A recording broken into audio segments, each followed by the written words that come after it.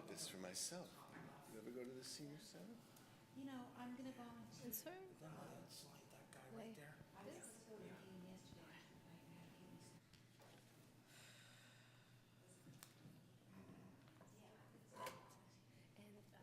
Go away. Oh, I know. Well, yes, I think it's I'm not speaking. It's just the slideshow. Yeah, that's when we start getting all the big discounts. When we were kids, we used to. Okay, it's time to call the Social and Economic Justice Commission meeting to order. It's February 6th, 7:30. And first of all, could you please call the roll? Yes. So Commissioner Bear? Commissioner Darrow? Yes, Darrow. Commissioner Deal? Chair Deal? Present. Commissioner Grossman? And Commissioner Marks. Okay, and this is the time now for public comment. If you have something you want to address the commission on that's not on the agenda. Here's your Approval of minutes first. Pardon me? Approval of minutes. Oh, thank you. I think public comment will be very short. Yeah, that's true. Yes. But okay. All right, let's do approval of the action minutes. Does anybody have any comments or questions? Any concerns about the minutes? They don't say anything. Is there a motion to approve? So moved. Second?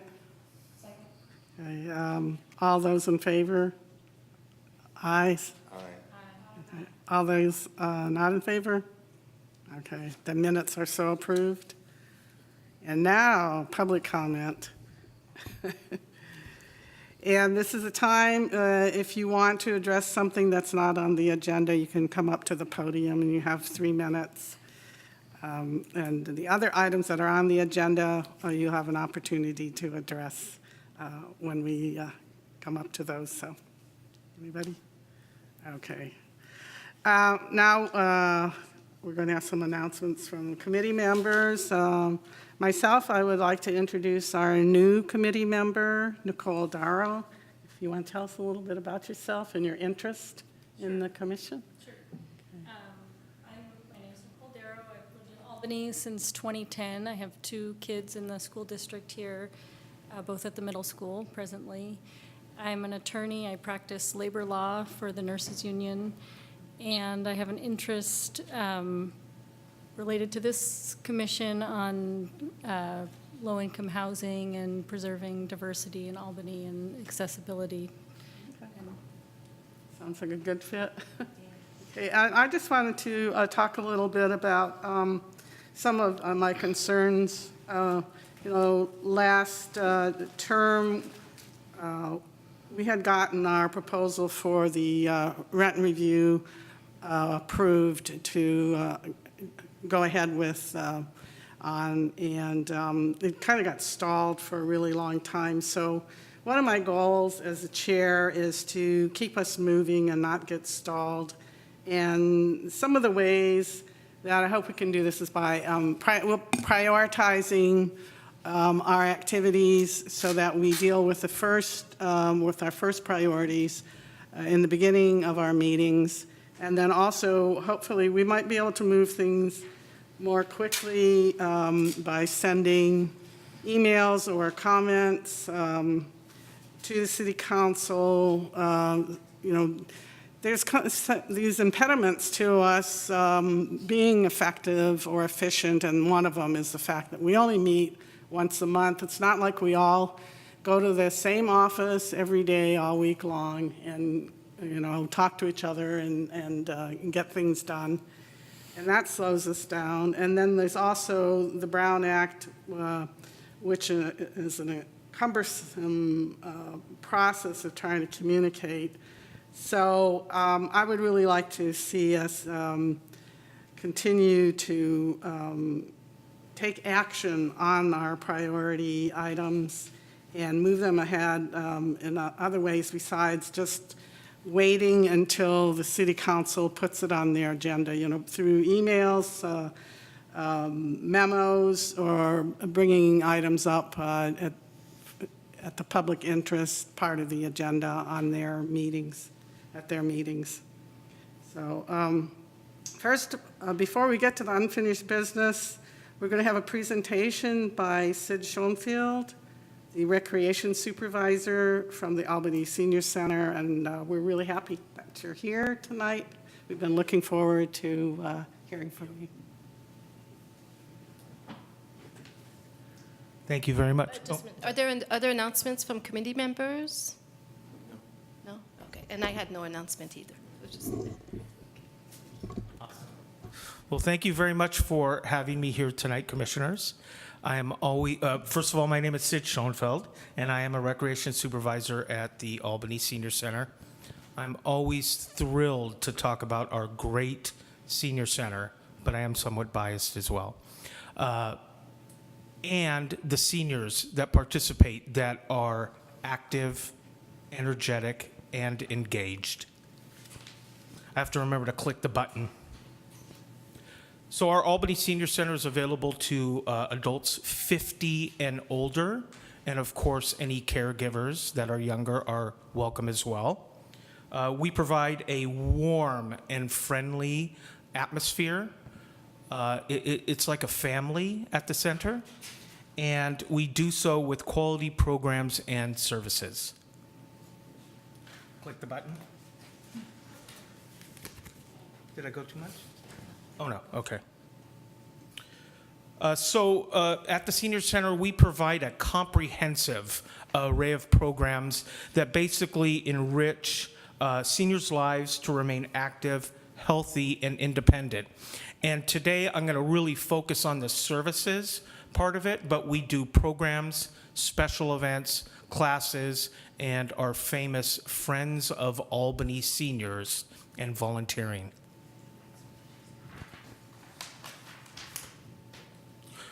We really open the doors and welcome every single person that comes through, no matter what they're there for.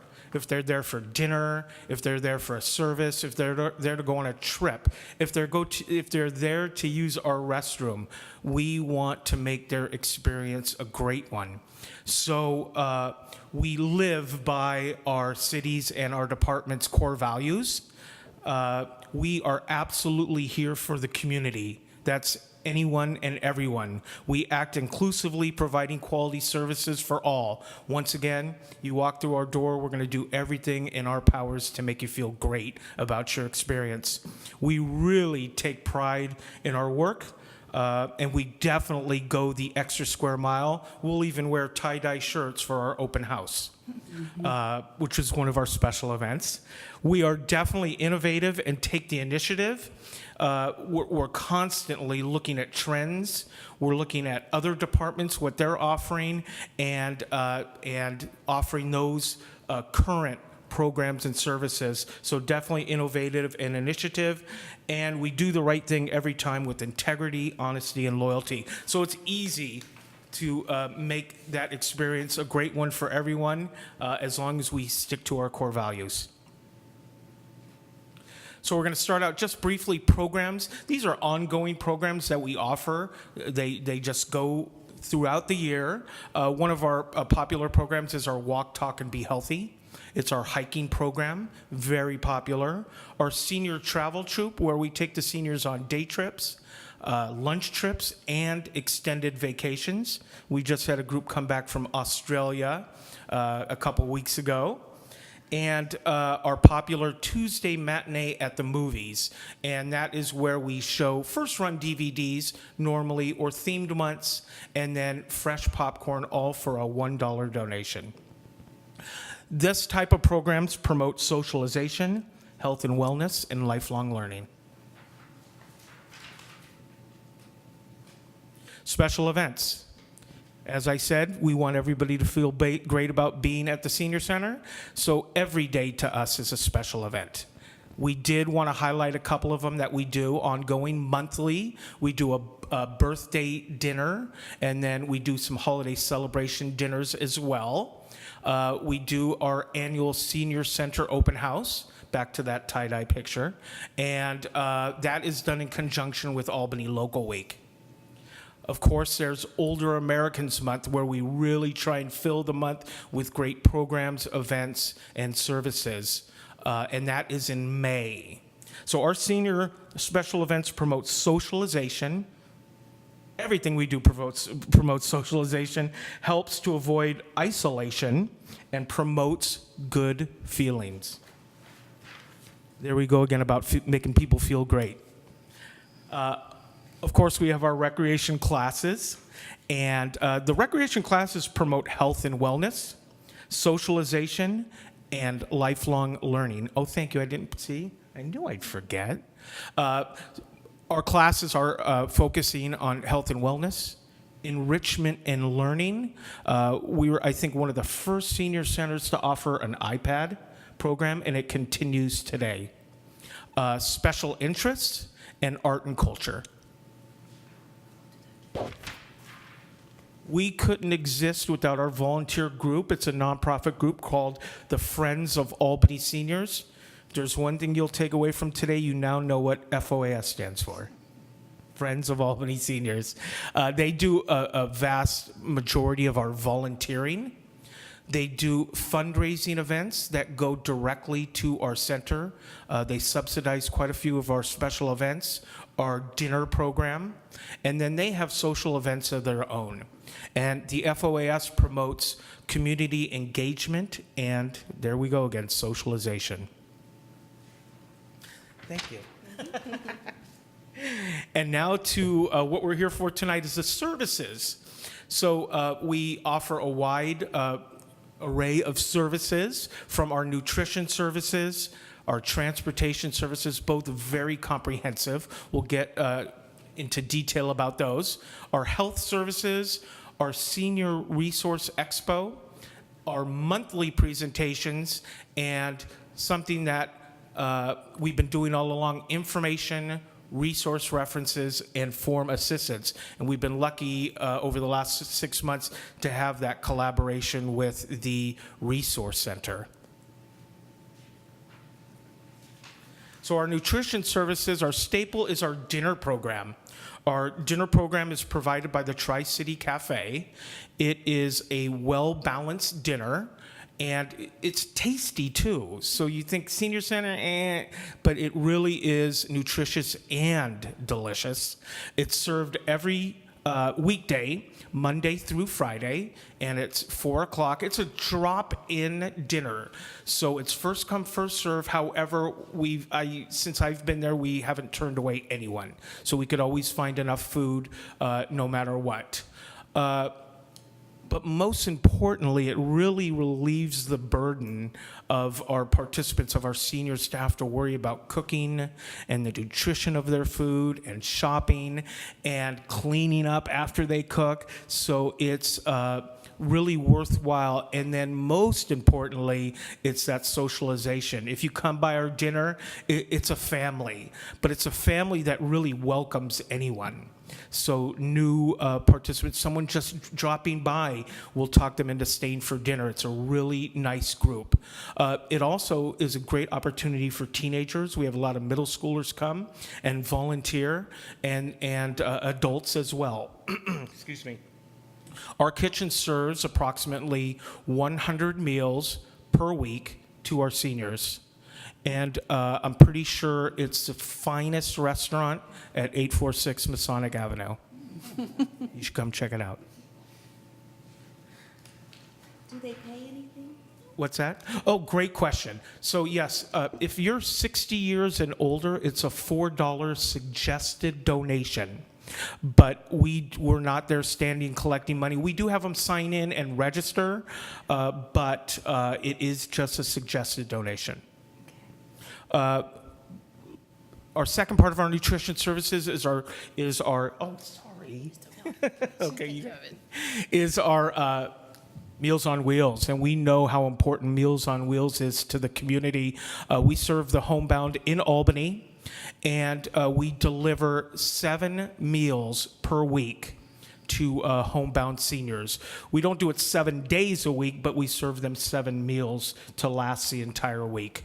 It's an excellent opportunity to conduct welfare checks as well, so our volunteers, and we're in constant contact with their caregivers or family or friends if something were to come up. Our volunteers deliver, all volunteer-based, approximately 140 meals per week. So is that divided by 7? Because it's Correct. 7 meals. So per- about 20, yes, correct. We have some clients that take weekend meals and then some do not, so it fluctuates. And then finally, we have our Mercy Brown program. So the Mercy Brown program, we have volunteers put together grocery bags of nutritious foods for seniors on a fixed income. So they come in and apply for the program, and it's just a $10 yearly, and it's more of a donation than a contribution. Those bags are put together bi-monthly, so twice a month, and we are currently delivering about 70 they come and pick up. Approximately 70. We do, however, have some Meals on Wheels clients that are in this program as well, and we do deliver their bags.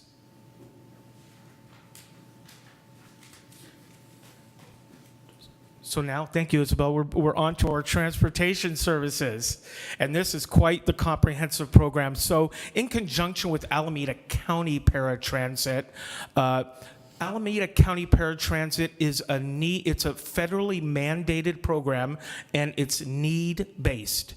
So, no matter what your age, you can qualify if you have trouble taking regular transportation. You have a disability or a medical condition where it's impossible for you to take public transportation, you can sign up through the county for this paratransit program. This paratransit program, tough word, paratransit program, runs along the same lines as AC Transit and BART. So wherever AC Transit goes and BART goes, you can get the ride. The rides are the vans that you see all around the paratransit, and you call for a ride, and more than likely it's a shared ride, and it's a minimal fee to go anywhere, once again, that BART or AC Transit goes.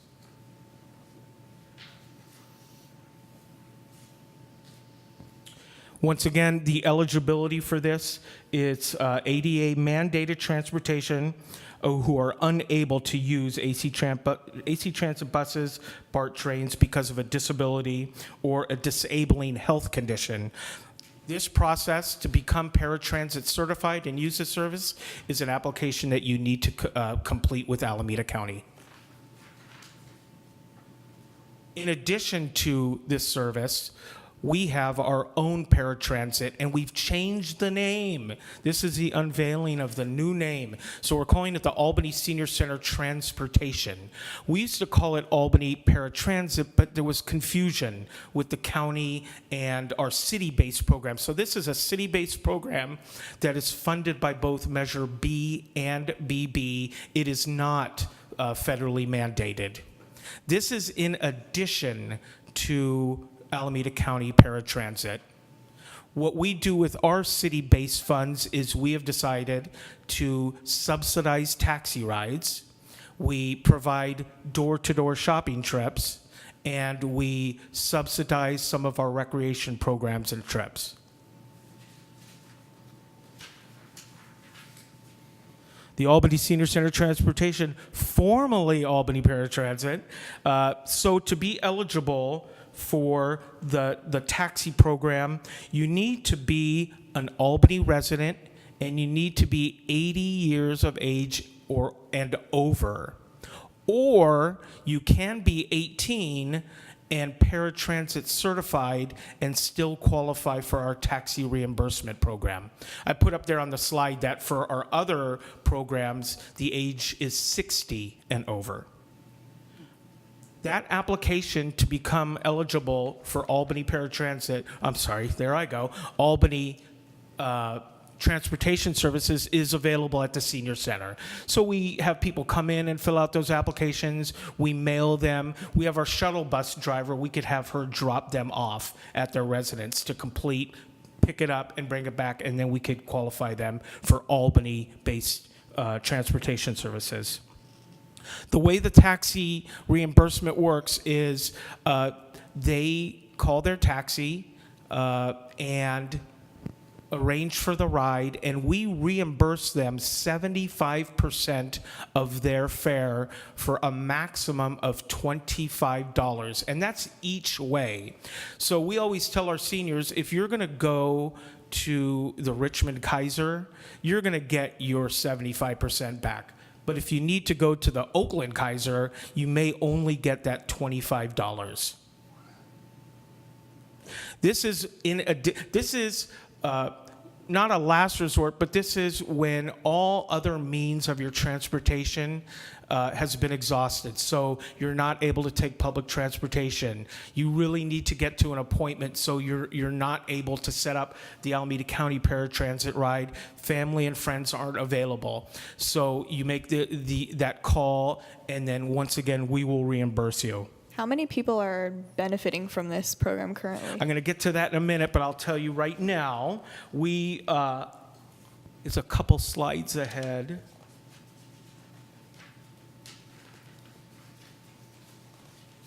I want to say we do 50 taxi ride reimbursements a month. And I'll get to the other numbers as well in just a couple slides ahead. New for this year, which is really cool, we accept Uber and Lyft receipts because we have a lot of seniors looking to use that service. Much more reliable than private taxi companies.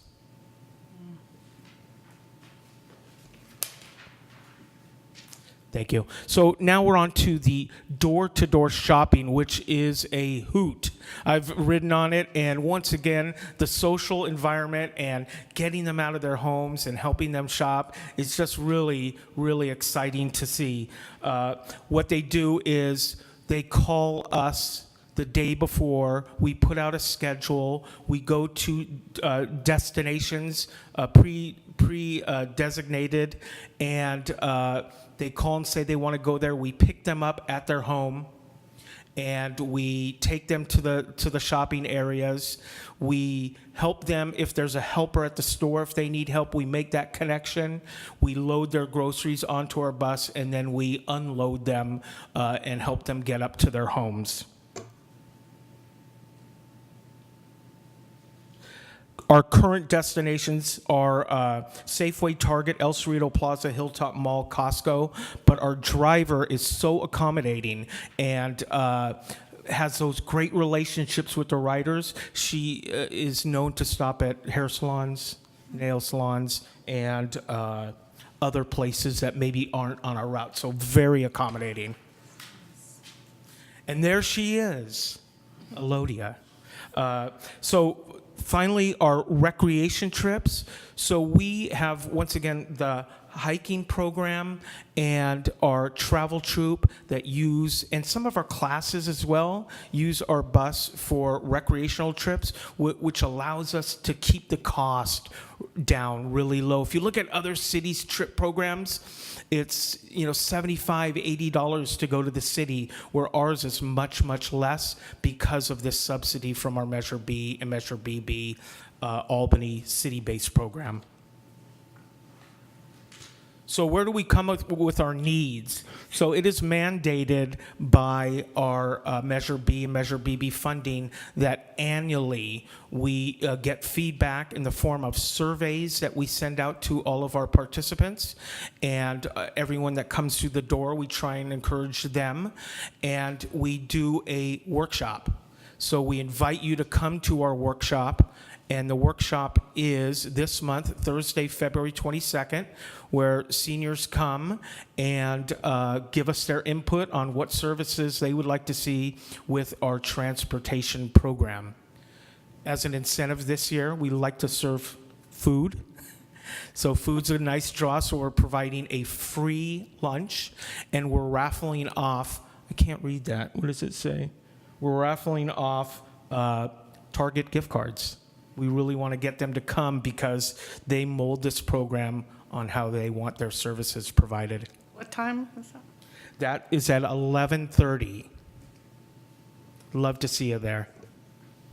So now our recap of that transportation.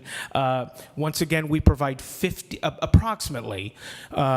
December tends to be less busy than June, so it's hard to pinpoint, but approximately 50 taxi rides issued, reimbursement each month. There are approximately 45 rides, door-to-door shopping each week. We provide rides to 1,050 senior hikers annually. But the great part about that program is those hikers collectively hike 3,000 miles annually. I've been once, I never want to go back. And our travel troop, lunch, day trips, we've taken 1,270 seniors on day trips. That's throughout Northern California. Without this program, without that transportation, the fees to go on our trips would probably double. So the subsidy helps our seniors out tremendously. Any questions about transportation services? Or at the end's fine as well. So our health services, we're always on the lookout for blood pressure checks, health checks. We've had them in the past, and we're always opening to adding. Currently, we're offering podiatry. So we have a podiatrist come every other month, and for a small fee, I think it's $20. Normal office visits are $75. We have a full slate of seniors come throughout the day and get their feet checked out and get their toenails clipped, and it's done by a podiatrist. We have our pharmaceutical collection bin. So not only do seniors take advantage of that service, but the community as well. And then we have our high-cap counselor. So can you explain what that is? Sure, the pharmaceutical, so they accept, it's a program in collaboration with East Bay Mud, and they accept prescription drugs that are non-narcotic. So, and we don't take vitamins or supplements. They tell us that those just go right into the landfill, and we don't accept sharps. But liquids are put in Ziploc bags, all the medication, and there's a nice dispensary in our lobby, and they come and pick that up every month. It's just to drop off. There's no exchange of, like, they're not getting drugs, right? Correct. It is absolutely just a drop-off. Okay. So this is going to save them from going to the El Cerrito Recycling Center, unless they have sharps or narcotics, and they have to find different means. So our high-cap counselor comes once a month, and this is in collaboration with the Legal Assistance for Seniors. HICAP stands for the Health Insurance Counseling and Advocacy Program, and they provide free, objective information about Medicare.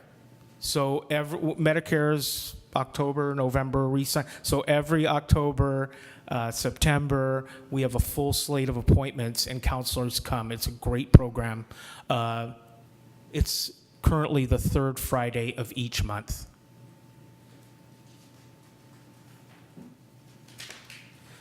So one of our big services is our annual Albany Senior Resource Expo. It used to be a fair, but it's gotten so big that we changed it to an expo. And this is our 10th annual. So we're really excited. We have about 35 vendors that come and display their organization, their business, their service. Our upcoming one, not too far away, is Thursday, April the 26th. The vendors come with housing, healthcare, transportation, in-home services, and much more, financial services, legal services. And it's a great networking opportunity for us build those relationships and collaborate with those vendors and organizations, and it's a great network opportunity for them as well. But most importantly, our seniors and their caregivers get to come and get that information as well. And then I'll have seniors say, you know, I went last year. I don't need to go this year. Well, we all know that trends and services change all the time, so I really encourage everyone to go annually. And once again, as an incentive, free continental breakfast and free lunch. And all of the vendors bring raffle baskets, and we raffle those off for the seniors.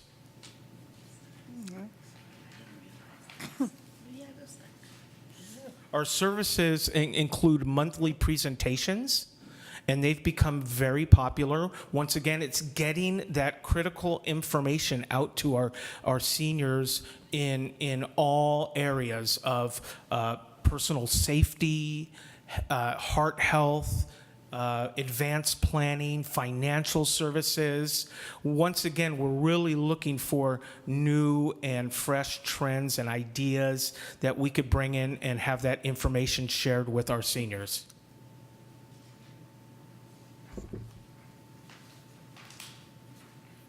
And finally, we've always done information, resource referrals, and form assistance. For the first time, for the past 6 months, we've had the opportunity to work with Allison and the volunteers at the Resource Center, and we were absolutely thrilled. We've given information and resource referrals and form assistance all along, but we never really had that clear path. So we would give out the number, we would give out the information, and they'd go away, and that was it for us. So we are a recreational, social, senior center, but absolutely we're there for the community to provide these services as well. So all along, we've given out resource guides and flyers. Information has been available on the city webpage and on all of our bulletin boards throughout the center. We've always given resource referrals, guides, websites, and those collaborative agencies that we've got to know so much throughout the years. Currently, form assistance, we're having AARP tax volunteers coming on Thursday, and they'll be there throughout the tax season every Thursday. I think we're currently booked through like March 15th for that services. We've helped people with their DMV forms, their jury notices. I have actually personally printed out for some of our seniors the 2-for-1 coupons from Applebee's and Denny's. So it's a full service, whatever you need. With the closing of the Resource Center, we are thrilled to work with Allison in the transition and the volunteers to welcome them into our center and provide what they were doing before. But they're just so much closer to us now, and we're excited to have that opportunity to work with them and keep that service going. And we're going to keep the same hours, so it's Wednesdays and Fridays from 10 to 1. So we welcome you with open arms any time you'd like to come to the Senior Center and see the energy and see the programs and the services that are going on. It's a really, really cool place. So please stop by anytime. We'll give you the grand tour. It's all 2 rooms and a house next door. So feel welcome to come and participate. If you're 50 and over and you want to participate, there's some great people and some great things going on at the Albany Senior Center. Please stay involved, stay connected. We have all of our information on the city website. We really are striving to keep everything current on the Senior Center webpage. So all of our events, all of our programs, all of our meetings are accessible 24 hours a day, 7 days a week. We do have a Senior Center Facebook page. So like us on Facebook, and you'll get some announcements. And I've given you each our brand new, that's our second edition of the Senior Center Chronicles. It's a community newsletter for those seniors 50 and better. Thank you very much. I'll answer any questions and stick around as well. Who's got some questions? So yours is a full-time job, I'm assuming? Yes, it is. Okay, and you're just in charge of the senior center, is that it? I also oversee other programs and help out with the Recreation and Community Services Department, and I also oversee the teen program. Oh, okay. So what goes on in the house next door? Is it just, Right, so that's called our Senior Youth Annex. So the senior center utilizes the facility during the daytime, and once school ends, it's taken over by middle schoolers. And then we go ahead and they they're not bad. So they stay until about 6, and then we can reuse it again. Not too many senior activities in the evening time, but we do rentals and community meetings in that facility as well. Bart? Yeah, I have a couple of questions. Sure. Sid, do you have any idea what the penetration rate is? That is, what proportion of Albany seniors, people over 50, actually use the senior center? In Albany, we're about 40% Albany residents. I'm not sure if that's answering That's it. sort of the flip of what I'm Right, asking. right. So 40% of the people are Albany residents. Correct. But of Albany residents who are seniors, do we know what proportion of them make use of the senior center? You know what, we do not. We have about 400 active participants annually. Okay, and I don't have the census data on hand to know what that, but that's helpful. That's everything, or are those people who regularly participate, or? Those are actually regular users. We average serving in either our programs or events or services 100 seniors per day. I see, good. One of the reasons we asked for this presentation is that one of the areas that emerged a couple of years ago when we did a survey of needs in the community was seniors who wanted to age in place, who didn't want to leave their homes, and needed various kinds of assistance. You provide a variety of things, transportation, food, et cetera. Do you see needs that people have that really aren't addressed among the people you serve, or even among the people you don't serve? Well, absolutely. Yes. Some of my hopes is to incorporate down the road some sort of visitor program to the homebound. In addition, if they're not currently on our Meals on Wheels program, kind of like a friendly visitors program, which I think is in operation in the southern part of the county. Isabel? Fremont, I think, has friendly visitors. Yeah. So something to go, and also we'd really like, and at this point it's a staffing issue, but we'd really like to enhance our transportation services to get the seniors to just normal daily activity at the senior center. Our dinner program, our events, and currently right now we just have one bus driver. So to schedule it out throughout the whole day would be challenging. And another set of needs, I wonder if you would get involved with it all, is people maintaining their homes. As people get older, of course, it's harder for them to do basic chores, but also, houses deteriorate and need repair. Do we have access to any of that sort of Yes. thing? So did you want to? Do you know? No, Okay. it's the county. I know it's the Yes, county. So that program is provided by Alameda County, and they have funding to provide minor home repairs and grants for bigger projects such as painting an entire house or renovating a bathroom to make it ADA accessible. So that is provided by the county.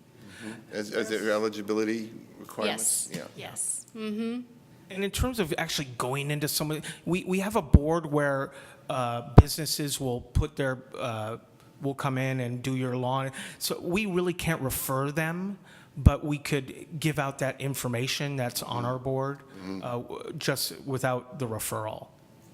And if I may add something, also having Allison on staff for the time that she's been here, we found that she was filling a need that I had seen in the past, which is helping going beyond the referral and the assistance, but following up and making connections for that seniors to be able to remain in their home safely and providing them with the resources they need in their homes and connecting them to family members who may be far away and just helping in that fashion. So that is a need at this time. Okay.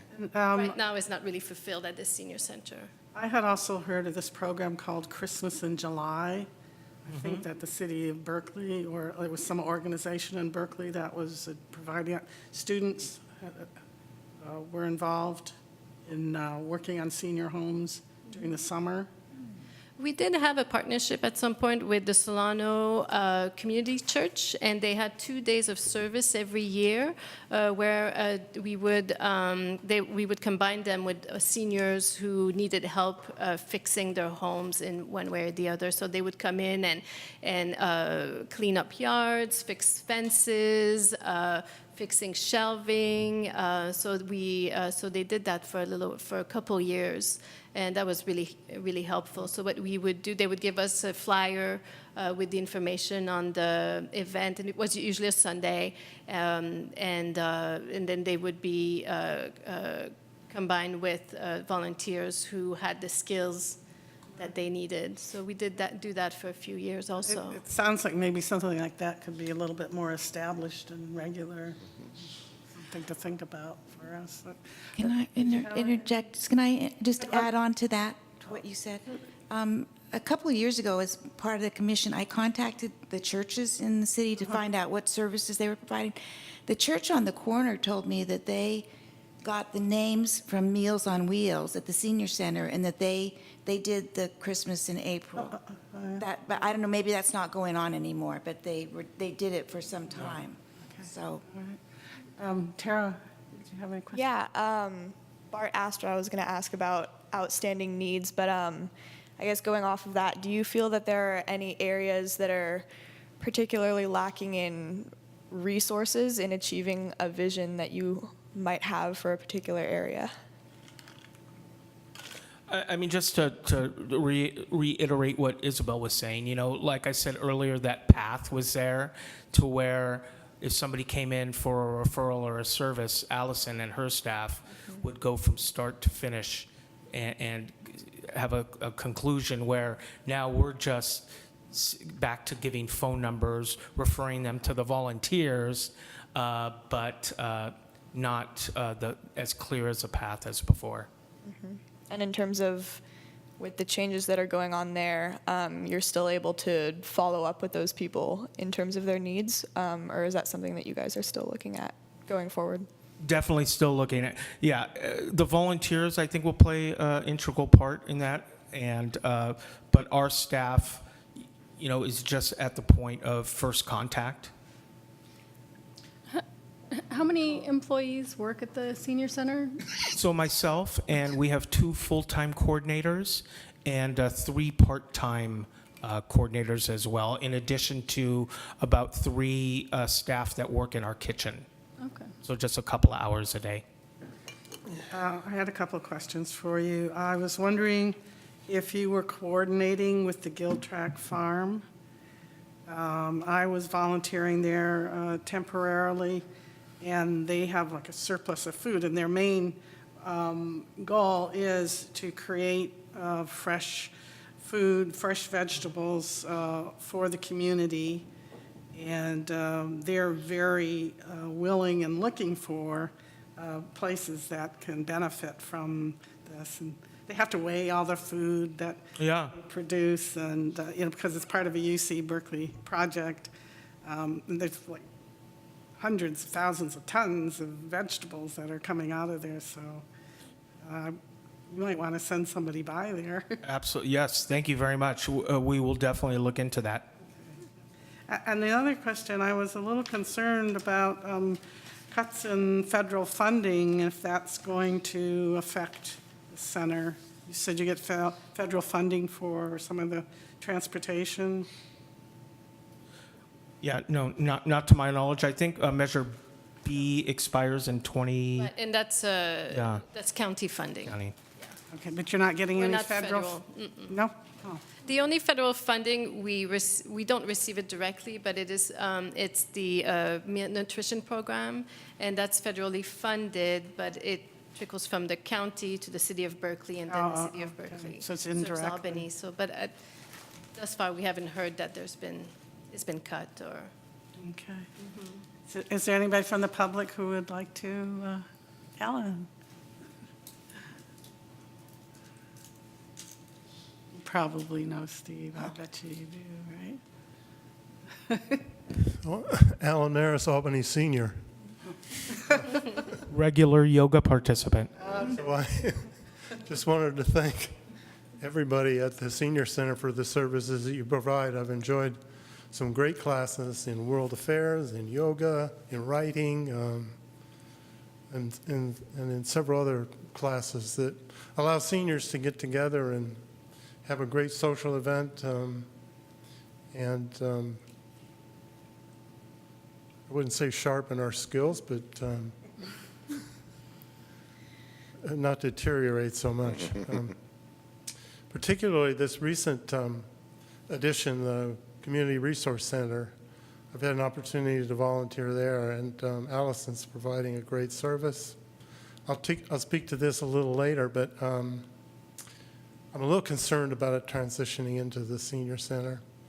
We've had a very welcoming, kind of open, committed environment for the homeless and people who are looking for health services who are much less fortunate than the average population at the senior center is. I'm a little concerned about that transition. I think we've had great success at the Methodist Church where we've been located. And I think we need to get back there. We'll see what we can do in a couple of months. I think we need to try it, but we've tried this. Well, I'll talk about this later.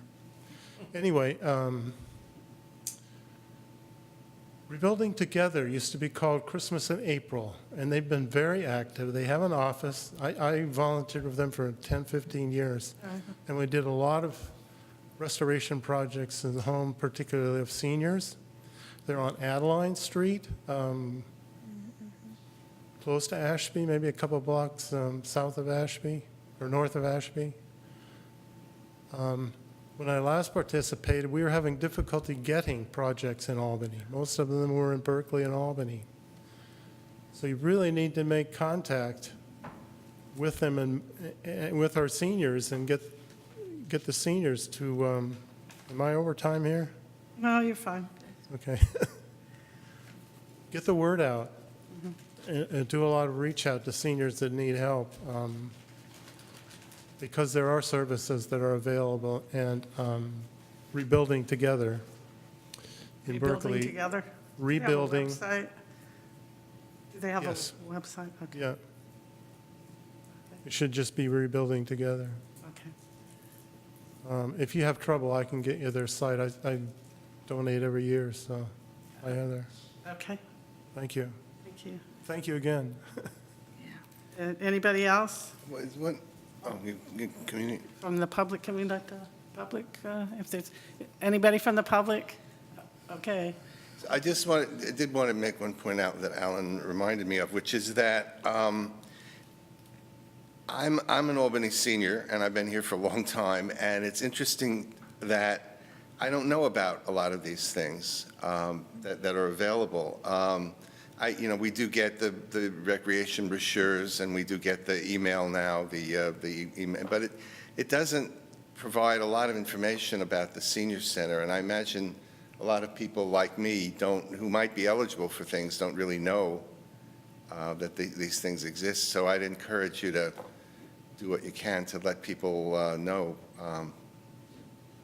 It's absolutely a legitimate challenge, and that's why we're really trying to utilize the city website and our newsletters and our marketing. But by far, our most effective form to this point has been word of mouth. But we really. Yeah. We encourage everyone to spread the good word. Our numbers have been increasing over the last few years, and sorry we missed you. Well, I'm not complaining. I'm just, providing some Yeah. some information. Yeah. Yeah, I know you're doing as much as you can, but it's a hard place to communicate because we don't have a newspaper and, we don't have many vehicles, but, but I haven't seen very much. Anybody else in the commission? I do have a question. Are your programs generally at or close to capacity, or do you have room? Like, if you did the marketing and reached a lot more people, would there be space for them in most of the programs? You know what? Most of our programs are over capacity. Okay. So our hike program, for instance, is so popular, we have to do a lottery-style registration.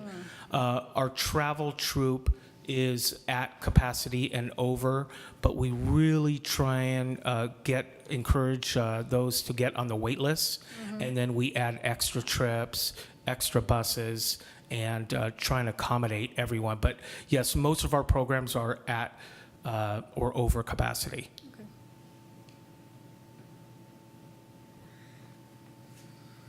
Anybody else? Thank you very much. You're welcome. That's great. Thank you. Okay, well, I wanted to go over the agenda and tell you that I have reordered the items in what I think is probably more consistent with our priorities. So if you want to jot this down now, I'll tell you what the new order is. Okay. So a 7-1 update on rent review ordinance, that's going to stay number 1. Number 2 will be Community Resource Center pilot project, which right now is 7-5, but that's going to be the second item that we're going to talk about. And third, we will talk about inclusivity. So 7-2 will now be 7-3. And then, does anybody want to talk separately about the Berkeley Family Housing Project Quarterly Report? Because I think that in some sense is very related to our Community Resource Center pilot project. So it doesn't sound like any. I have a couple of questions about the report, but they're not pressing. Okay. So those are our 3 priorities for this evening, and then we will defer on what is now number 7-3, Measure A1, Alameda County Affordable Housing. So that is dropped from the agenda for for today. Okay, so the first thing then that we're going to get to. Don't we need a vote? Oh, okay, do you want to vote? Okay. Is there a motion to,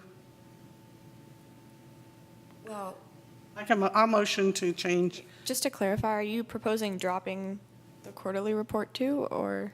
Let's just see what kind of time we have. I'm I was asking if anybody wants it. actually, Kathy, I don't think we can do that. Yeah. Because this is a published agenda. And Well, actually, I checked with Isabel, and apparently we can change. we the can change the order. You can order. change the but order, we but can't you drop can things. drop, and if you run out of time, you can choose as a commission to table the, Well, these 2 things are for the commission's information. So, okay, we can leave them on there. Yeah, let's leave them, but yeah, if we don't get to them, we don't get to them. But I think we Okay. have to include the items that we've Okay, so they will agendized. be, the quarterly report will be our last item, and then the Measure A. I mean, it will be a second to the last, Measure A will be the last item. Okay. All right, is that all right with Need a vote? everybody? Want a motion? I think we do need a Okay, motion to sure. change. Does somebody want to, Okay, so moved, that we change the agenda. okay, I'll second that. That's it. All in favor? Aye. Aye. Okay. Against? Okay. All right, so 7-1, update on rent review ordinance, and Isabel is going to provide an update on the direction that staff received from the council. So staff went to council on January 8th and presented a staff report, which I provided in your packet. And council directed staff to draft a rent review, draft ordinance for review by a task force comprised of 2 representatives, each from the Diverse Housing Working Group, Albany Property Rights Advocates, and the Social and Economic Justice Commission. And they also directed staff to return to the City Council with the outcome of the review by the task force, including items that the task force had consensus on, and recommendations, and also a specific recommendation from staff.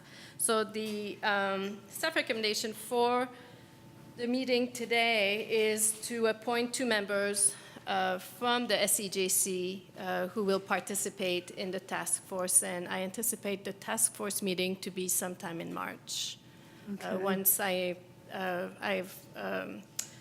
received all of the task force members' information, I will organize a meeting. One meeting? Or It's 1 meeting, maybe 2, up to 2 meetings. Yeah, but we're hoping that it could be done in 1 meeting. Kathy? Okay, does anybody have any comments or questions about the formation of the task force or the composition of it? Yeah. So I'd like to nominate Kathy and Margie to serve, if they're willing to, since they've been our lead people on this subject. It seems appropriate. I have some question about the idea of a task force that consists of 2 external groups with a commission. It seems to me kind of a strange thing to put a commission on the same level as 2 external groups when the commission was charged with this topic to begin with, but the council can do what it wants to do. I just thought it was a rather odd thing to do. But given that it exists, I think the 2 people we've had working on this subject are the right people to be on it. Well, before we kind of determine that exactly, do you have any comments on the Well, task? I have a question about the report, so, the staff report. Oh, okay. Yeah, I have some questions about it, too. Go ahead. Okay, on page 4 of the staff report, for the implementation of the non-binding, it says, and I'm looking at under tenant and landlord protections, there's no clear consensus. Okay, I won't read the whole thing, but it said, if council directs the staff to gather more information on specific protections, those protections would be included in a separate ordinance. So we're talking about just cause. And I just want to know, when was this decision made, and who made it, and how was it made to make that a separate ordinance? Because I've looked at like all the ordinances, and they included in the rent control, Right, rent review. rent review, sorry. Yes. I mean, it could be a separate ordinance depending on how much protections the council would want included, but it could also be included as part of the rent review ordinance, the draft rent review ordinance. So Okay. it could go either way. It just depends on how much protections will be included. And that will be defined later as part of the process. Okay, but to me, it looks like it's closed now. I mean, it says, if council directs the staff to gather more information. So Right, so at this time, they have not directed staff. So the idea, then we have to go to the council to ask them to direct the staff, right? I don't remember that coming up. I know, it's never come, I've never heard it in a public meeting. That's why I'm trying to, how did that, I was at a public meeting where one of the realtors said, and the SEJC is still bringing up just cause, and that's off the table, which it never came off the table in any meeting that I was in. Francesco's the one that made that comment, so that's why I'm wondering what the status of it is. Right. Well, at this time, we'll focus on the rent review, draft of the rent review ordinance, and based on the the comments from the task force that we received from the task force, we'll see if we need to move towards a separate ordinance for protections or not. So- Why would we do a separate ordinance? Because like I said, I've looked at all of these ordinances throughout the state, and there's none of them that have a separate ordinance. There are some. Yeah, if you Really? look at Like- Union City, they do have a separate ordinance because it's spelled out. The protections are spelled out. Right, and they have relocation protection, they have a lot Exactly. of things, yes. Exactly. So it all depends on how much protections will be included. Yeah, I would beg to differ that it has not been, nothing conclusive has been decided regarding whether or not there will be just cause, and to leave it out of any draft would be inappropriate at this time. The best approach is to include it in the draft and then allow discussion rather than to make it ancillary to the whole process. By doing that, you are in fact biasing the task force against that. Well, I think that discussion can be part of the commission's discussion for the two members who will be part of that task force, Well, to come up with, things that you would like to bring up at the task force meeting. I think we'll probably want to communicate to the city council prior to that about any concerns that we might have. And that's what I was talking about before, where we can send them a memo through email. And in fact, that's what I would like to come out of this right now is, or perhaps Margie and I, if people want us to continue to be the subgroup, we can develop some based on our discussion today to send to the city council. But I think Yeah. that's a really important thing that we need to communicate to them, because without just cause, you might as well not have an ordinance, because landlords can just say, okay, I can just evict my tenant then so that I can raise the rent. And it might be a little bit more trouble for them, but I wouldn't doubt that might be something that they would think of doing. And I had also a comment about this report. In here, it says there's a general consensus, or the trigger for rent review would be an increase of 10%, and I don't believe that that is a consensus was established. I went through all of the data from the workshop online survey, and I saw that the majority of tenants, I believe it's about 24 or 20 out of 34 would prefer either a 5% or a 7.5 increase as a trigger, not 10%. So even though the landlords may like 10%, or people who did not identify themselves may prefer 10%, that does not create a consensus, and it's really inaccurate to portray it as a consensus. It kind of dismisses the tenant's opinion. Well, if we're going to go forward, you and I, or we need to hear from the commission, right? Yeah. To see what their feelings are, and maybe they don't feel about just cause. Is Tara?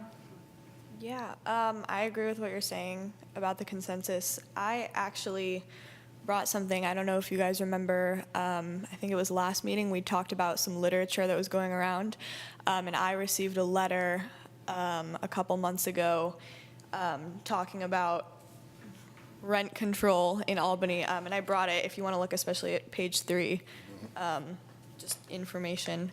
But I think in terms of this discussion, clearly there's some misunderstanding about what's going on at all. And so I think we can definitely work to increase the visibility? Because I've heard that term rent control going around a lot. And there are groups that are, working on that. But I think how it's presented, like what Kathy, what you were saying, even those terms like consensus, I think the language of what we put out, either if that's to council or what council or the group ultimately decides, that the language of that is going to be very important in terms of how it's perceived. If I could piggyback on that one, I was troubled that the landlords repeatedly talked about rent control, and no one on council corrected them. It seemed as if council was basically, wanting to accept that point of view, or at least not indicate that the commission was never on record recommending any form of rent control. It's always been a discussion about rent review. That I think that's unfortunate. I think that the depiction of the commission as being biased toward rent control is something that sort of gotten repeated so much that it's become one of those made-up facts. And I think it's unfortunate. I think that we never made that recommendation, and it left the council, I think, in the position of really not respecting where we were coming from. And that's how I think this task force arose. I mean, it was sort of based on the landlords feeling uncomfortable with the commission because it was biased in favor of rent control, which we never talked about. I just have one comment, and I acknowledge that this is a very uninformed comment relative to what you guys all have been saying, but I agree that typically any sort of restrictions or regulations on rent increases should go hand in hand with just cause eviction, because it just doesn't make sense for there to be one without the other. It's meaningless if people can just evict at will. So whether it's in a separate ordinance that comes in effect at the exact same time or together in the same ordinance, I think makes the most sense. Okay, thank you. And kind of along the lines of what you're saying about whether or not it's really appropriate to have a task force consisting of members from the commission as well as the special interest groups like the landlords or a dog. I'm all for us working together with them, but I also see like an uneven or a representation of the landlords. Well, the thing that I thought was most striking about it is we have a landlords group, we have a city commission, and we have DOG, which is an advocacy group, and we don't have any tenants. Mm-hmm. Exactly, yeah. So, and if you break things down by the numbers, there's about 270 landlords that live in Albany that are residents. 51% renters. Right, 51% renters. So what Albany's population, I think it's about 18,000. 19, yeah. That means about 9,000. They're not all voters. Say maybe a third of those people are voters, 3,000. And then they have no representation per se on the task force. So I am concerned that I really feel like the task force is weighted towards the landlords. And we are a neutral body, but we have a responsibility to respond to the community. We were appointed to do that. And we would not suggest that we want to establish some type of a rent review ordinance unless we were in favor of doing that. That is a given. Now, how it turns out is not a given. There's different ways that it can be approached. And that's where we're supposed to be neutral. But I really see that right now, the landlords have, it's been weighted in favor of them. Anybody else have any comments?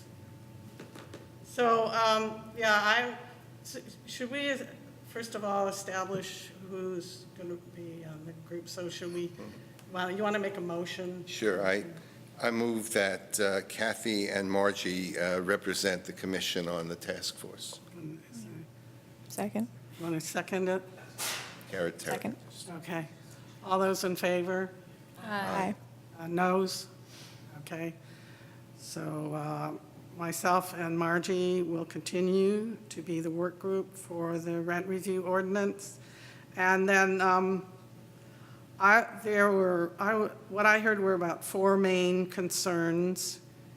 And I would like to move that Margie and I prepare some feedback in writing to the city council about these concerns. And the first one would be just cause. The second is that consensus, there's no consensus regarding the trigger point. We are not looking to establish rent control, and we have concerns about the formation and composition of the task force. So does anybody want to make a motion on that? I'll move that. Okay, second? Second. Okay. All those in favor? Yes, aye. Noes? Okay, so Margie and I will prepare some type of a memo. Should we I'd like it to go back to the commission. first? Yeah, first, before it goes higher, don't you Okay, think? so I guess we'll do that through the Isabel, through email? You can also review it at the March meeting, if you'd like to. I would like to get it to them as quickly as possible. Yeah, I do too. Yeah, okay. So we'll maybe do that in the next week, Margie? Yes, yeah. Okay. Can I? We send comments to Isabel, not to each other. So, That's right. right, yeah. When you were talking about the word consensus, I think one of the things that they don't want to be called landlords. They want to be called housing providers. So I think that, I want to be respectful to them. If that's important to them, then, except, landlord has a legal meaning. That's right.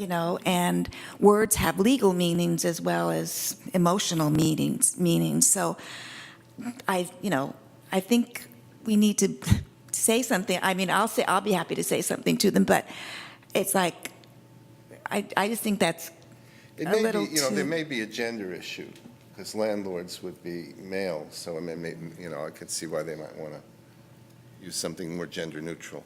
Well, that. I don't think that was the issue, though. Well, I'm I don't giving them think so better of the either, doubt, but- But we could come up I with. mean, I don't know that we need to respond to that, but I'm just saying, words have meanings, like they said. Right. And, I don't want to take away the legal meaning from these. Yeah, whatever. and housing provider is a very vague term. It sounds like a nonprofit to me, Yeah. but, It's the same here, like Section 8. Yeah. So, okay, are we done with this? I don't know. Oh, with the public, okay.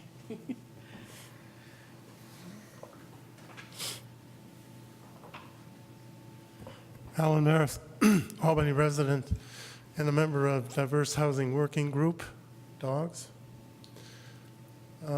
Concerning the composition of the task force, I was a little concerned that it was leaning more towards tenants than it was towards landladies or land. People, housing provider. Yeah.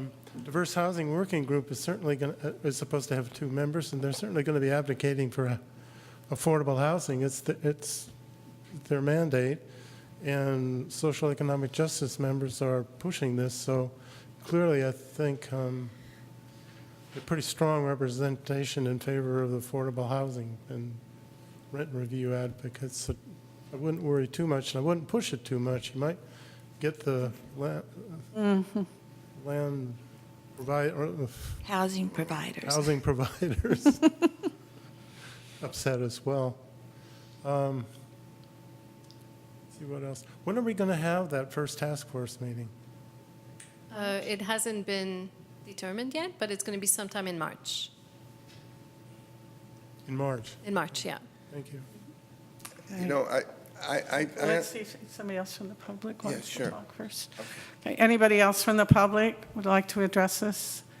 I think Diverse Housing Group might be in a position to appoint a tenant. We have had tenants testify before us, so maybe Yeah, that's a if you possibility. could appoint tenants, that would, because I understand what you're saying about the balance, but there is an issue of people representing the tenants rather than tenants Absolutely, representing that's a themselves. very important point. Yeah. Sure is. Yeah. And it's not necessarily the majority that will determine the outcome, because a minority it's report is going to be consensus, yeah. provided. A minority report is going to be provided. Also, because of this due cause issue, I think a number of tenants are reluctant to participate. They have been in the workshops in the past where we've had many more Yeah. housing providers than tenants testify, so they're a bit difficult to It's something to think have about. them join, yeah. Definitely. Okay, thanks, Ellen. One other thing, could you all speak close to your microphones? Some of you do and Okay. some of you don't. Okay. Thank you. Okay. All right, so our next item on the agenda is Community Resource Center Pilot Project, and Bart's going to give us an update.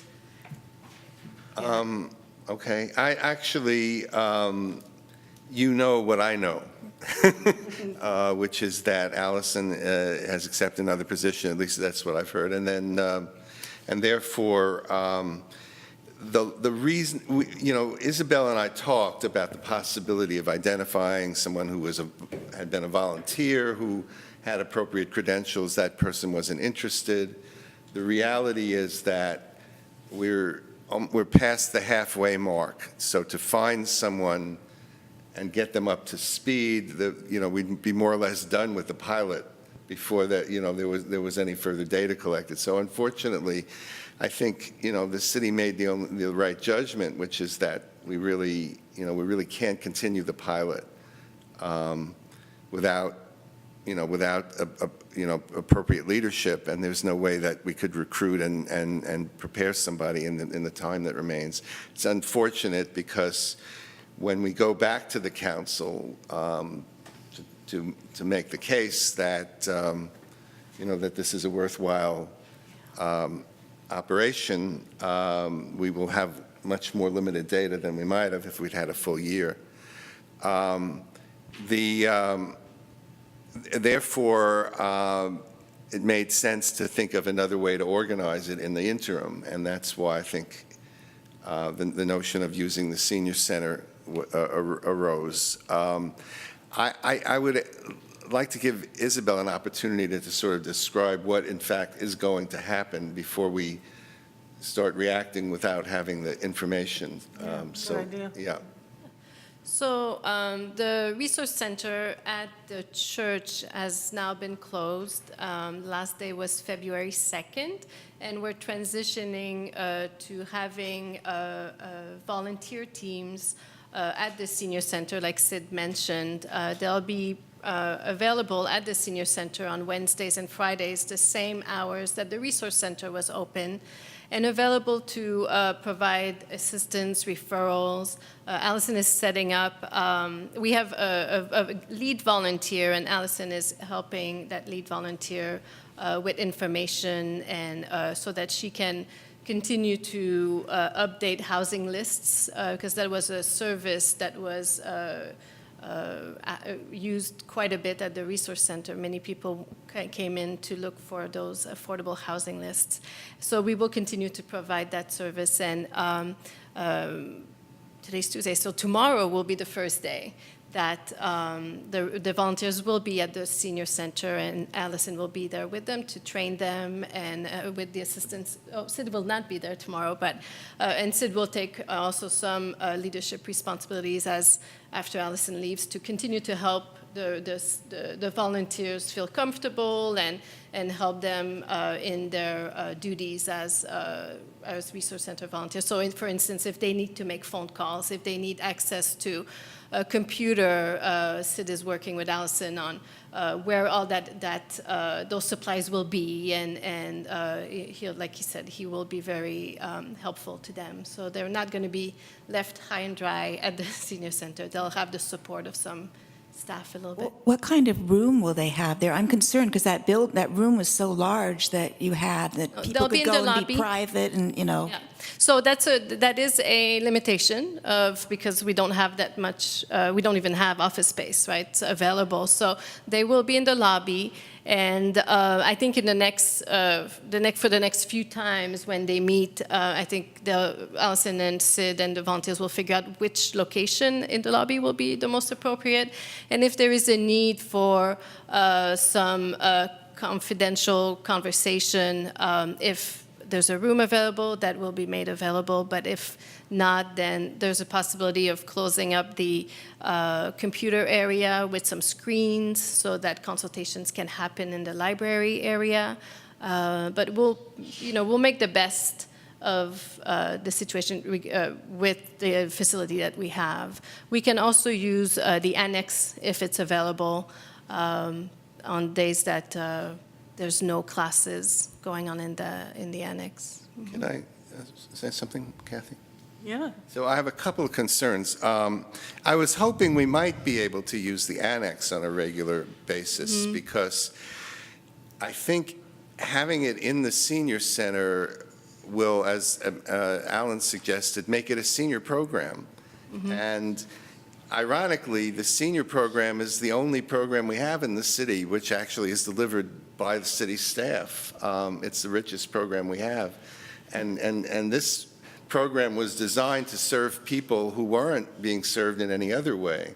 So I think if it becomes a senior program, it's nice to have a senior program, but it doesn't speak to what we were trying to do, which was to provide an opportunity for people with all kinds of needs, including, people who are poor or homeless, to have a place to come. If, in fact, I think homeless people may be reluctant to come into the senior center, and if, in fact, they did in numbers, it would be very difficult to manage to have that many people because the senior center is often quite busy and bustling. It's also not a place where I think people are going to be comfortable talking about confidential personal issues. There's so much noise, and so if we could use the annex, it would not be part of the senior center, and it could, I think it could be made comfortable for people.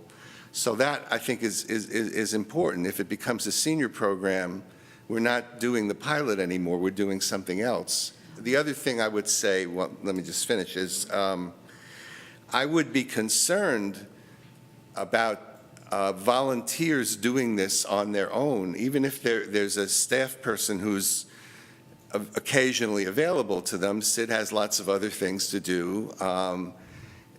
People come into a center seeking information. They're needing to talk about very personal matters. Their assumption is that they're going to be talking to somebody who's appropriately trained and has the skill. No.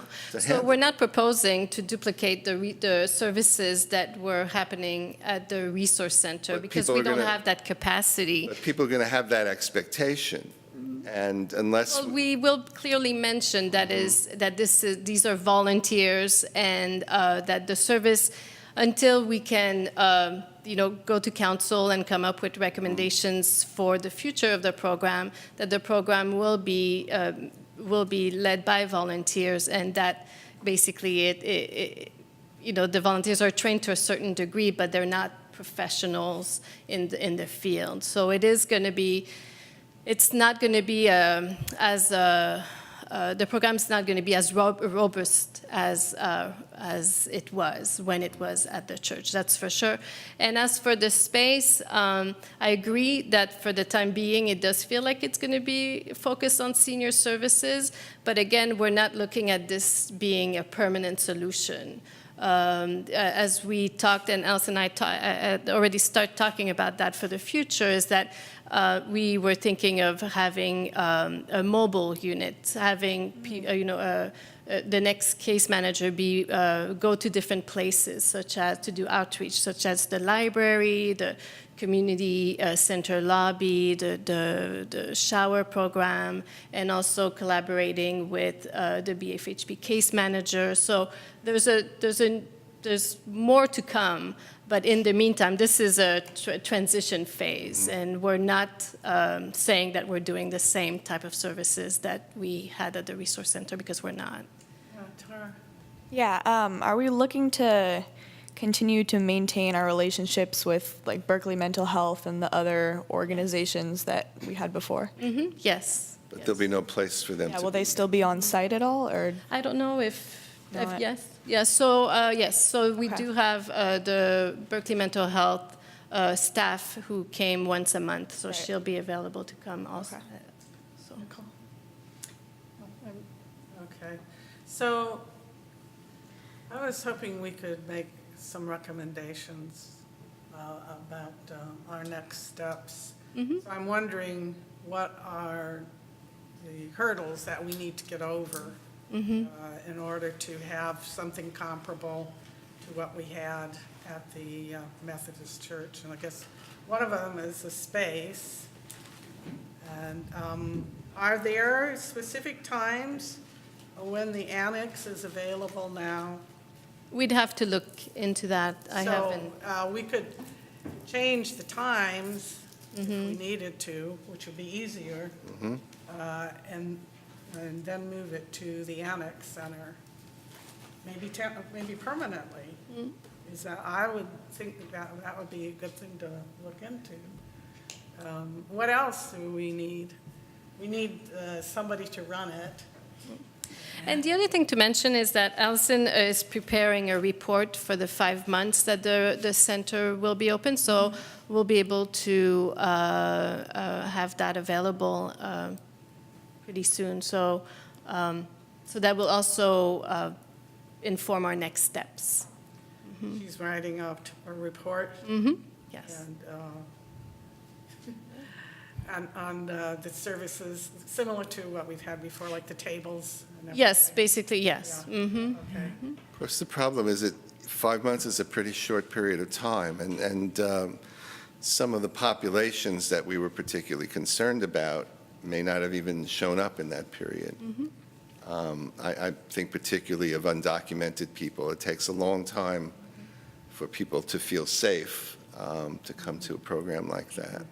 So we need to make it clear to council that the numbers we've seen and the kinds of people we've seen don't at all represent a comprehensive view of what needs might exist, which is what we hoped what we would get out of a pilot.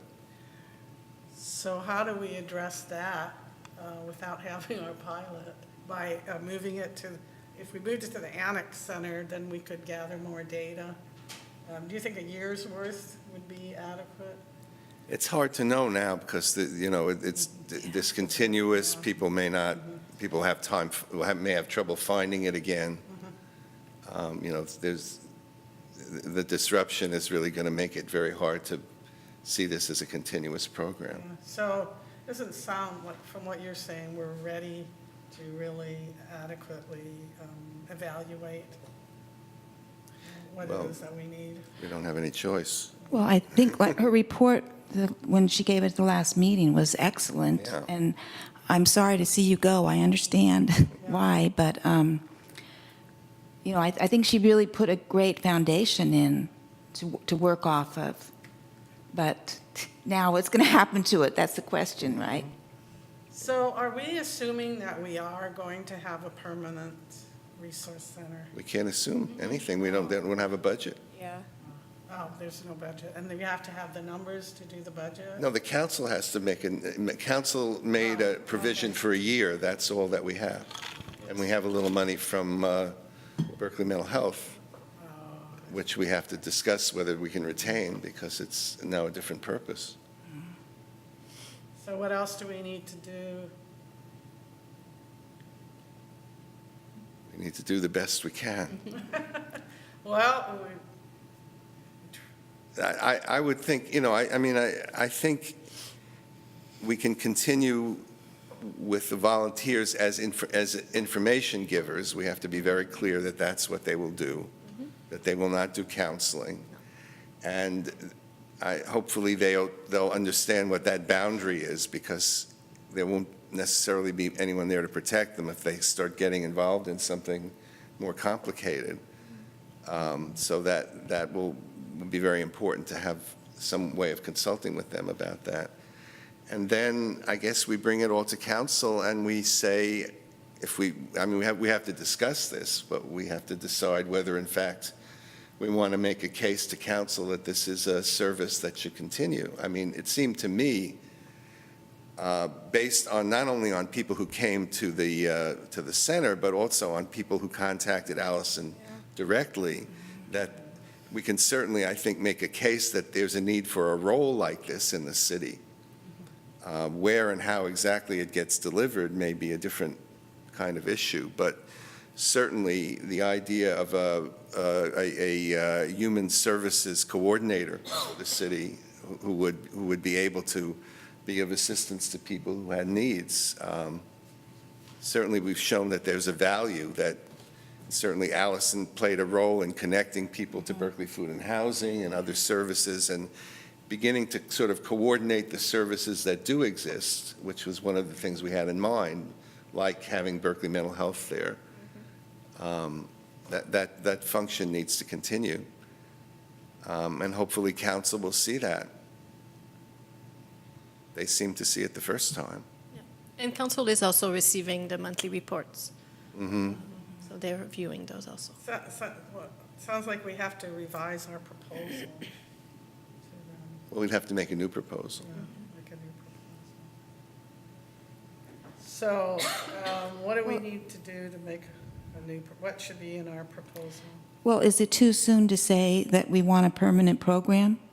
You know, we've run it 5 months now, and, you know, we want to go forward with this program. We think it's valuable, and Well, it seems that, and I don't want to get too far into this until we see Allison's report, but, I mean, there may be a number of different options. We're talking about the annex, we're talking about doing on an outreach basis. There may be, you know, a variety of things that could happen. So before we make a final recommendation, we should look at those options. okay. Okay. So when's the report? It's going to be at one of the meetings in March. So probably the second meeting in March to council. I think it's March 19th. So that would give you another meeting to formulate a recommendation.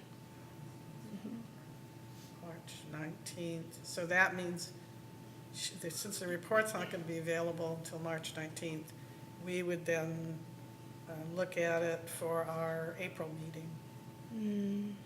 Yeah. No, you would make a report to council for the March 19th meeting. And we would get Allison's report before that. Oh, okay, Yes. You'll get the report from Allison before your next meeting, okay. the March. Oh, And, you know, it seems to me, just to, you know, off the top of what I've seen so far, that maybe we might want to look at a combined approach, that is some outreach, but also a location where people can come, and maybe some drop-in hours at that location.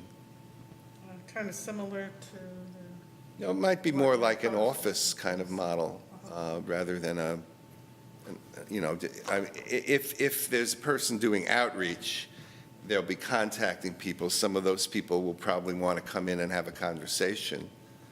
You know, there needs to be a private place for that to be able to happen.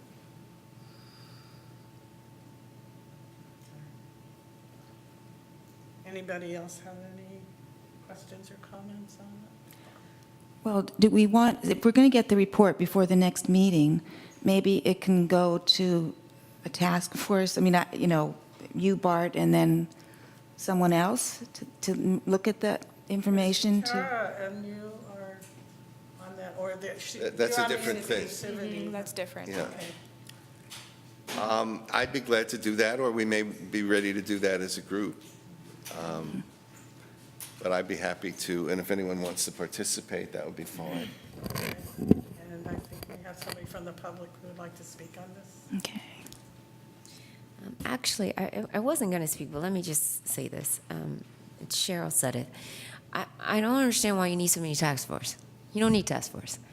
All you need to do is just be very genuine when you talk to city council and explain to them that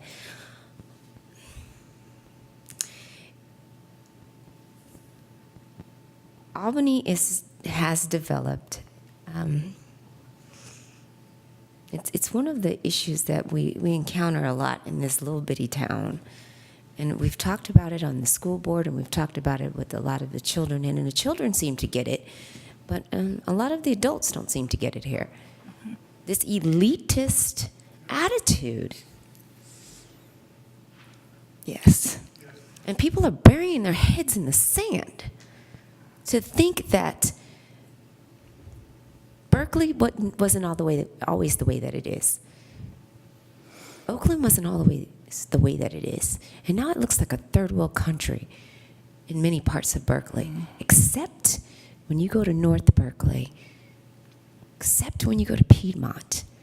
And to think that you don't think that that's going to encroach on this one little square mile, It's here already. it's you're deceiving yourselves if you think that people who are one check away or one illness away from lying in the streets are going to skip past this one little area and go over to Richmond or north of Albany. So that's where this resource center is needed. That's where people need an opportunity to sit in privacy and say, I need help, without feeling ashamed or embarrassed about it. Some of us are fortunate enough not to have to deal with that, but not everybody is. And so it doesn't take statistics, it doesn't take money, it doesn't take another task force, it doesn't take that. It takes people with a little bit of humanity to understand that they aren't them. They're each one of you who went down a bad turn at some point. It's your brother, your sister, your mother, your cousin, your aunt, somebody who looks just like you, who may have had a bad break or an illness or lost a paycheck. But it's coming, people. It's coming. And that city council, if they're in that much denial that they need another task force or they need 2 or 3 months worth of research to help them see that, we have a bigger problem. So I've just been sitting here listening to it, and it was driving me nuts. You need the resource person. You need a little privacy, and you need to reclaim people's humanity for them. Let them have a little bit of dignity when they're going through issues so they can talk it through, find a resource, and help them out when they're in need. That's all that needs to be said. And that can be said in 1 or 2 sentences, and that's it. Thanks. Thank you. Can I? Thank you. Thank you for speaking up, and I think you're absolutely correct. One of the reasons that I keep bringing up task force is because of the Brown Act. So it's like we're really not allowed to talk to one another unless it's in a specific, or be together in the same room even, unless it's a way for us to communicate with one another in a legal method, basically. Yeah, yeah, thank you very much. Is there anybody else? Did you already speak on this? You didn't speak on it. Didn't know. Okay, do you want to talk again, Ellen? Okay, please do.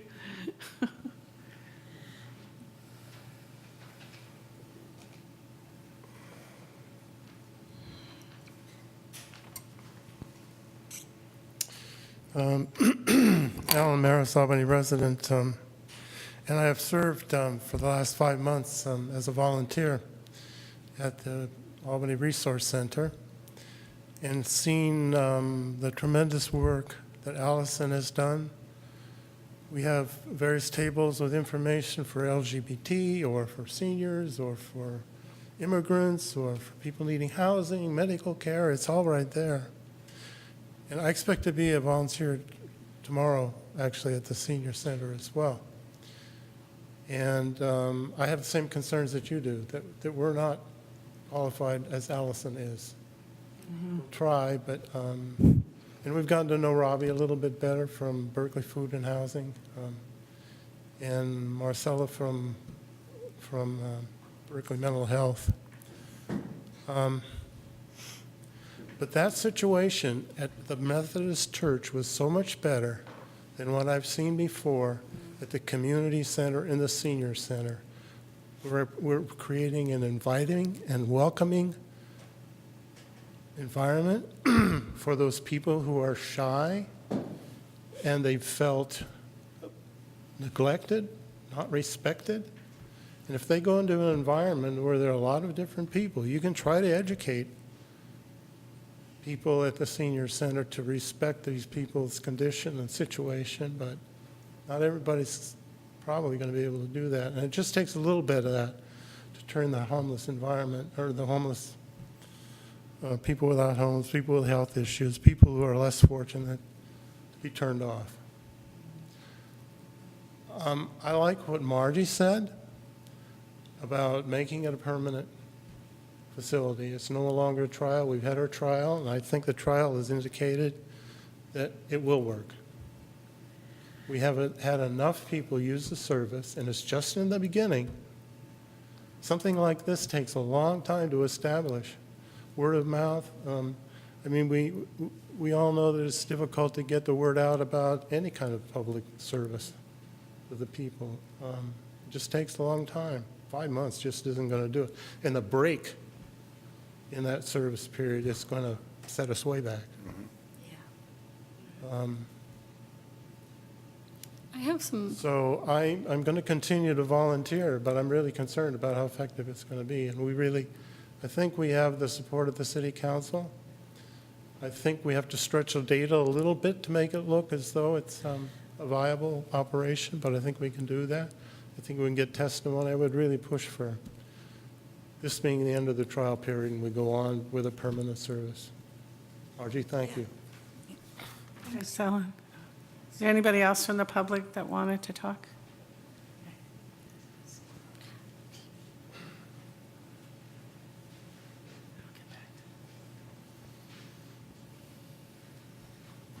Hi, everyone. I'm Allison, outgoing Resource Center Director. I'm not speaking in an official capacity today, just more as myself. And I want to say that my choice to accept a new position does not reflect on whether or not the service is needed here in the city. And so I want to make that abundantly clear that that is a choice about me and my own life and not about what the needs of Albany are. I know that there are a lot of concerns about the continuation of the service. I think some of them will be figured out and alleviated over time, and I'm glad that the volunteers and I have the next 2 weeks to work together on how the service is going to go at the senior center, and I really appreciate Sid's welcoming nature and his willingness to provide that flexibility. I think the question about the annex is really interesting, and the concern about the senior center being a different population.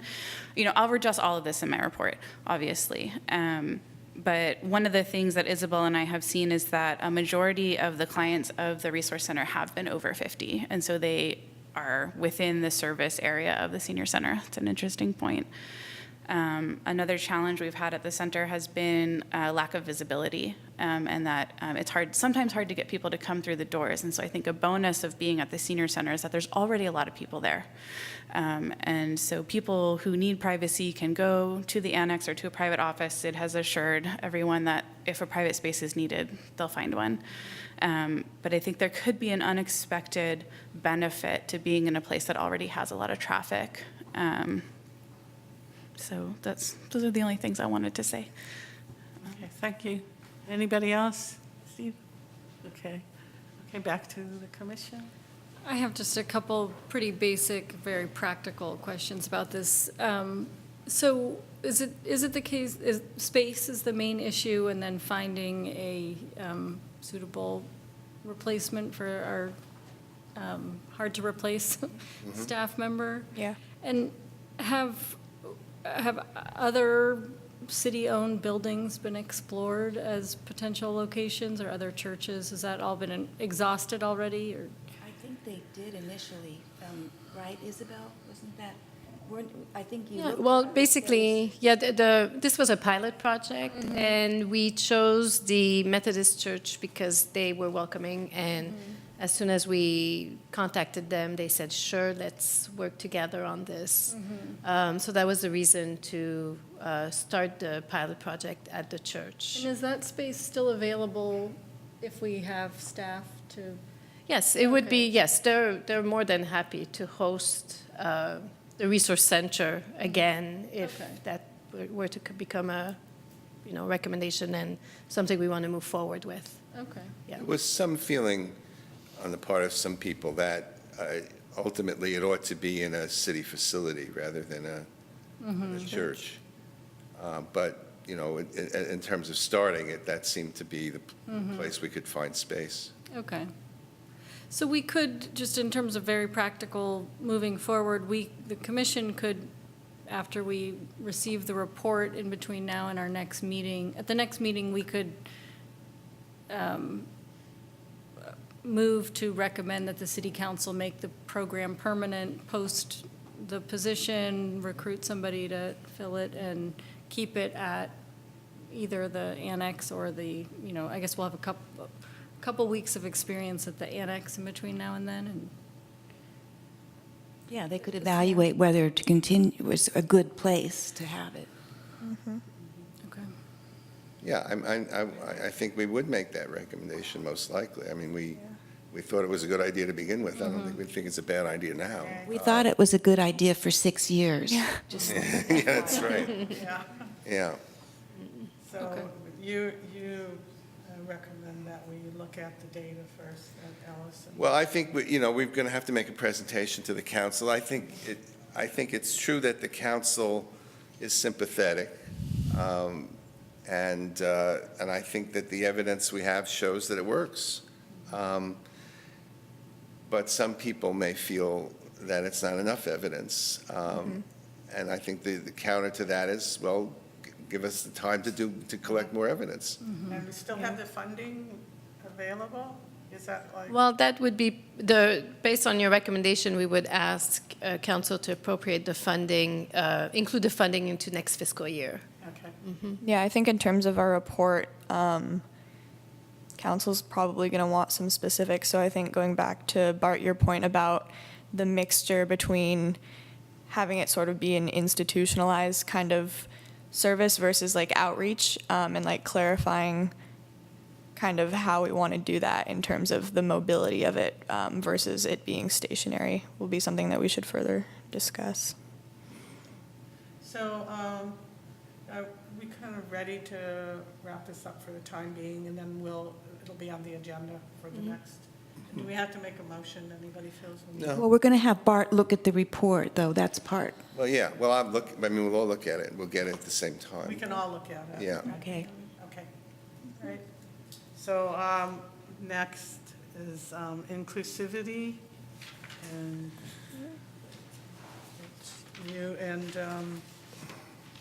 Okay, so we've been working on, you remember a couple of meetings back, we decided that the council had referred to us the notion of inclusivity as an activity, and we talked about the need for a specific action plan, that it wasn't enough to sort of pay lip service, that council needed to have some targets and some outcomes to measure, and that the input for that had to come from a broad representation of the community.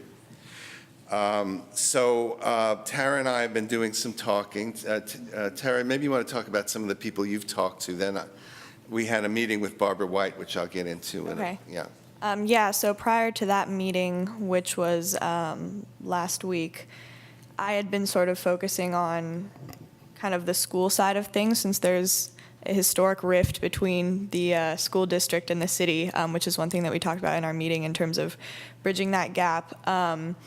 But yeah, I contacted various student groups and parent groups and just school affiliated groups to ask them kind of what their concerns were in terms of like inclusivity and representation, and if they had specific recommendations. And so the item that came up the most was affordability of housing. That seemed to be on everyone's mind, regardless of what their specific group mission was. But some other ones that came up were representation of minority groups in city government, and then with that also a sort of perceived disconnect among some groups in terms of like city communications and like outreach there, and that is included in like language inclusivity as well, which I've brought up before in terms of providing materials in other languages. Some people seem to feel like that would be beneficial if we could increase that kind of availability. And then on the school side of things, there are groups and task forces working in response to some incidences that happened last year and just in general. But some student groups also brought up accessibility of the school board and representation there as well. Don't they have somebody on the school board? I thought they did. Representation from where? What? Just, oh no, they have student representation, but in terms of like minority groups, okay. that's what was brought up. But those are issues that are also being addressed at a different level. But again, yeah, the two biggest things were housing affordability and then just that sort of rift that's there between the school board and, or just the school district in general and like the city in terms of working together to achieve those goals. You mean the city council and the school board? Yeah, just the city government and the school board. That's one thing that in our meeting that we had talked about is like working jointly with the school district in like having them be a part of whatever action plan we're forming in the efforts that the city, that basically that like the city's mission and what the school district says they're working toward in terms of inclusivity kind of line up, and that they're having that dialogue, which seems to be a little bit more absent than we would like. Part of that, I think, is there's been a kind of a tradition in the city that anything that has to do with youth is the province of the school board. And so some of the events that happened over the last year, the city did not get terribly engaged with. It did to some extent, but there wasn't a lot of opportunity for, there wasn't a recognition, I think, that we need to see youth as part of this community and their needs as part of the city's needs, not just the school's needs. Yeah. I haven't had a chance to do a whole lot because I've been ill for the last month, off and on, pretty much on.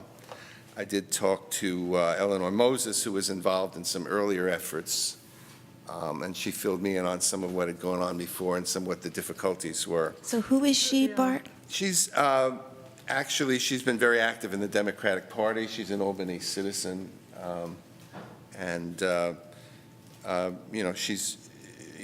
she's African American and has been working with off and on with a coalition of various groups in the community. I know who she is. Yeah. At any rate, we had a meeting with Barbara White, who is the Training and Diversity and Multicultural Coordinator for the City of Berkeley Mental Health, because Berkeley Mental Health has a responsibility to be serving Albany as well.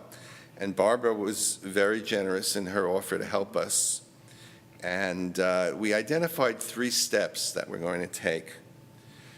First of all, we're going to review actions that have been taken in cities we've identified that have action plans, and also in some of the local communities to see what, in fact, other cities have done around inclusivity.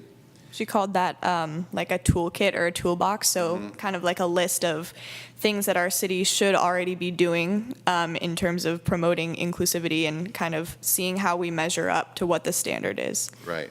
So we're going to be looking at what are the list of recommended activities and what has Albany done around those activities? What can we show that's been done? Then we want to take the next step, and Barbara would work with us on a meeting, first of key informants in the city, first at the level of government, local institutions, and schools to discuss perspectives on issues, actions needed, and who are the leaders in the community that should be included, Government, schools, and who's? and other local Yeah, institutions. the three main groups that we identified that we especially wanted to be included were obviously the city, the schools, and then also the UC Village is also a population that is pretty underrepresented there. And that would just be a preliminary. Yeah. Where we would want to move from there really is a much broader representation and a proposal to the city that it move in the direction of an action plan, which would involve a process that might take a while, bringing people together from the community, trying to reach all the voices, and working together to identify what needs to change here, and to come out with very specific recommendations Right. for the city to adopt, not only in terms of recognition of people, but also the representation of people on community groups, for example, on the commissions, in city council, et cetera. Yeah, so our goal right now, we've sort of been doing, at least Bart and myself, is we've kind of been reaching out to various groups and their leaders and kind of trying to identify issues, but our next goal is to bring those people together themselves so that they can talk together rather than us just kind of trying to identify these things on our own. And then one other thing Barbara brought up a couple times was, kind of gauging how much the city itself is willing to invest in these efforts, and the messaging behind that in terms of what we're putting out about our commitment to, furthering these efforts, and kind of really trying to figure out like how much in terms of resources or time and effort that the city is willing to put in to aid us with these efforts. So that's where we are, and those are the steps we're planning, and we would keep you abreast, actually, and when there are meetings, we would invite you as well, and I think our hope would be to, in the spring, to be ready to make a very clear statement to the council as to what needs to be done. That sounds great. Is that all in writing that we can have? Okay, do you have that? Really great if everybody could get a copy of this. It will be, should be in the minutes, right? It's just action. No, it's just action minutes. Yeah. Okay. And, Well, then, we can, We could type something. I can work with you on, Tara and I can work something. Yeah, we can out. type something up, type something up include and it. send it to Isabel, so she can send it to us. Yeah, sure. We could do that, yeah, Great. sure. Okay, we have somebody from the public that wants to comment?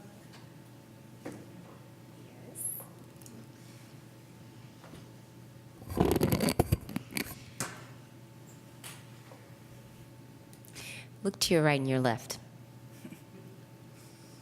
We know. Yeah. We know. Yes. Look at the city council. Yeah. Something we Look at the school board. I've been having this conversation for probably the last 9 or 10 years. I've had 2 sons graduate from Albany High, and I have a daughter. My 16-year-old is graduating this year. My husband went to school at Albany High. Graduated in the 80s sometime. And the board, the city council, and all the commissions still look the exact same way. This conversation has been taking place for those last 30-some-odd years.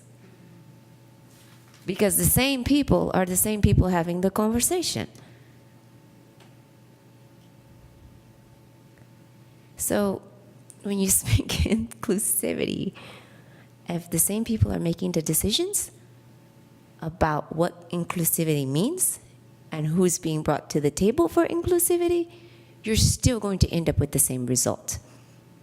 We had this conversation last spring when the children said, at the high school said, instead of talking to us, bring us into the conversation and let us be the decision makers when we were trying to solve the problem. And when I say we, I mean as adults, trying to solve the problem for them instead of letting them have a stake in how to solve the issue.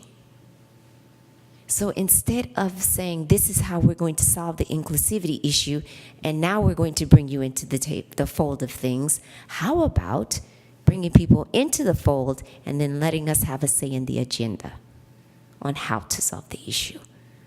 As a Muslim, a Latina, a Black woman, all four of those categories, I think I would like to have a say on how to structure that inclusivity, instead of having it all laid out for me and then bringing me in. That is where the importance comes in. Rather than telling me, this is the plan, now why don't you come in and help us execute the plan? No, how about I help you discover the plan? Because you guys have been laying out plans for a very long time, and obviously it's not working. It's not working. Why don't we put it out that Albany wants to be inclusive and who would like to help develop that inclusivity plan? That's how we started with the Albany Coming Together at the high school, and that's how that plan has been working very well so far, is we put it out there and we said, everybody come in and then let's start from the ground and build something together. My 2 cents. Thank you.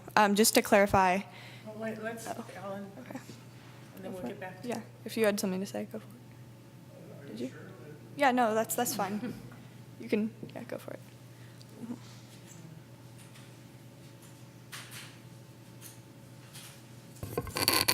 Alan Maris, Albany resident. What we also need are more inclusivity candidates to actually run. We had a pretty good candidate for city council last year. He served on the Park and Rec Commission, or no, Planning and Zoning Commission. We've had a few inclusivity, I guess. I'm not sure what to call people anymore. I don't like to call them minorities. They're people. But There aren't any majorities, so there can't be any minorities. yeah.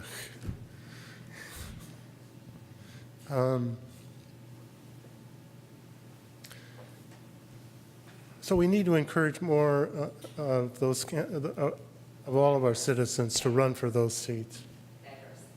Yes. Yeah. And that needs to be a part of our inclusivity. I mean, Eleanor would be a great candidate for any office in this I city. could get her to run. Me too. So part of the inclusivity is to get more candidates and more people to, and get council members, if they're making appointees, to really focus on being more inclusive. And what you're suggesting will do that. We got to move. Thank you. Yeah, just, no, totally fine. Yeah, I wholeheartedly agree with what both of you guys said. And that is something that we talked about in our meeting. What we talked about in terms of bringing these leaders of various groups together, or stakeholders, or people who have a say or an opinion on any of these issues. We definitely didn't want to structure it as a kind of meeting with like a specific leader that would be, going through different agenda items and necessarily soliciting advice on certain things. And so I think both of your points are very valid. And that is the way that we do want it to be, sort of from the ground up. So just to clarify that, that's a goal that we do have. Is it possible to, and again, coming into this just now, is it possible to kick things off with a very open forum, town hall style meeting where people can So I'm taking to heart what, and I'm sorry, I didn't catch your name. Cheryl. Taking to heart the idea that before any plan is developed, that it, there be an open opportunity for people to participate in building the plan. The way these plans get built generally is what you're describing. In other words, you don't go with a plan that somebody makes. You assemble a group of people and you work together over a period of time to create a plan.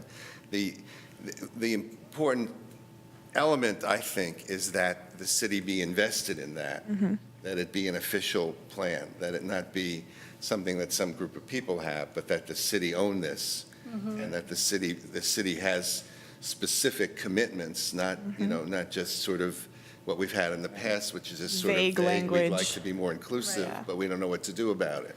Well, maybe those commitments can come or be made in response to whatever the demand is from the public. Yeah, well, I think that's what would happen, hopefully. Great.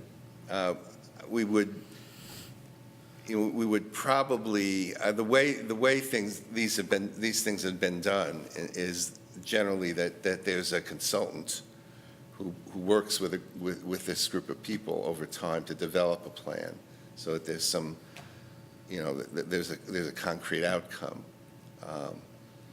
And there are people who are very good, I think, at doing that in a participatory way and keeping it,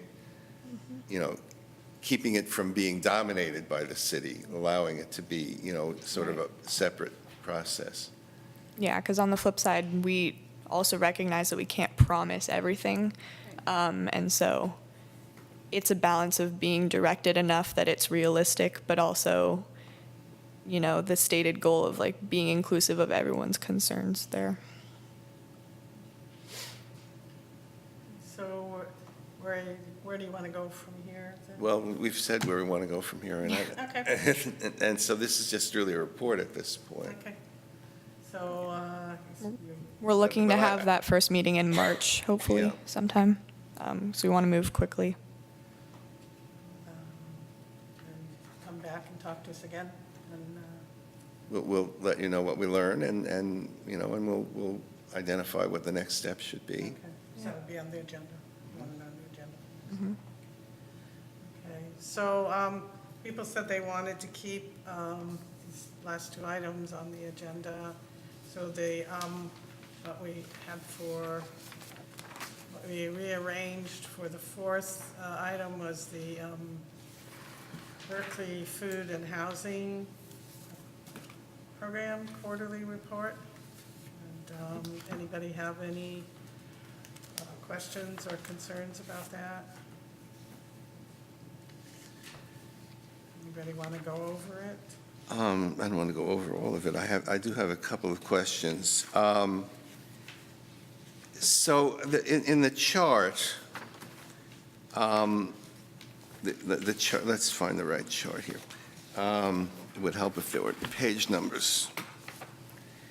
But the first chart that shows, it's called BFHP Albany Project Performance Measures.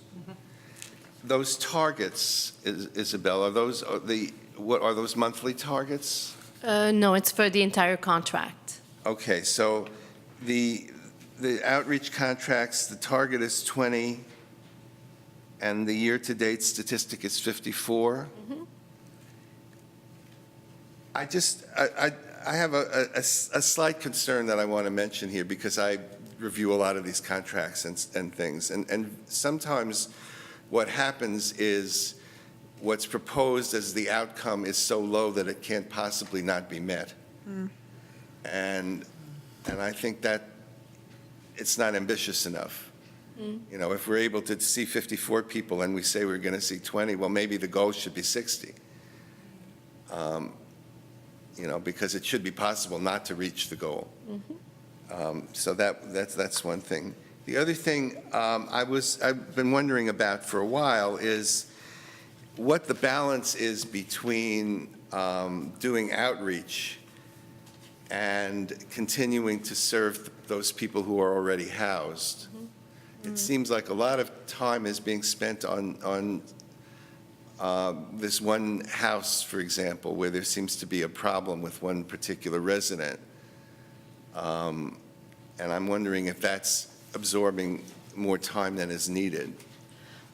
Well, I think in the report it does mention that Robbie spends about 20 hours a week in outreach Yeah. and tries to spend those outreach days, time to be on Monday, Wednesdays, and Friday mornings. So she's full-time, right? Yes. So what's happening in the other 20 hours? Well, that's outreach. So that's outreach in Albany, going out on the hill, behind Target, those areas where So that's people- 20 hours. So That's 20 hours. And then there's some hours dedicated to updating files, and there's more hours for housing maintenance. So, basically helping people who are housed with resources and services, and maintaining harmony in the shared housing that we have. We have a shared housing unit where 4 individuals live, and that can present some issues sometimes. So she does spend some time with that, and then so between she spends her time between outreach and case management and housing maintenance, and then also there's the component of maintaining relationships with landlords and then doing the case plans for those people who are in outreach who want to move into housing. So she does quite a bit, for her in her 40 hours.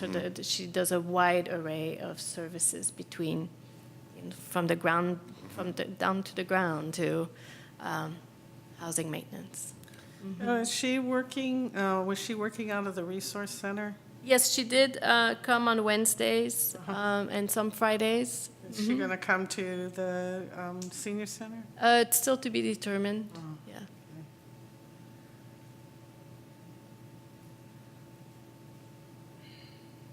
Anybody have any questions or concerns? Okay. Next item on the agenda was, oh, sorry, Alan. Keep forgetting. Thanks.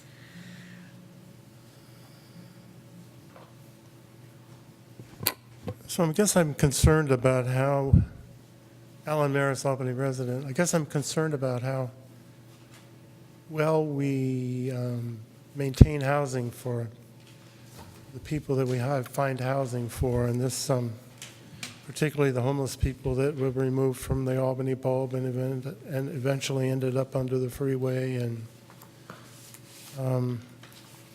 one figure I'm looking at in the attached table, I don't see a table number for it, but it has it's 3 columns. Clients maintaining housing for a year shows 13. And then progress/activity this period, we have 1. That means that, or then we go down to the next row, clients exited from the program, 7. So does that mean we're no longer providing housing for 7 people? That's the target, the target was to exit people who have achieved independence. So that means they're independent. It doesn't mean Yes. they're not getting services.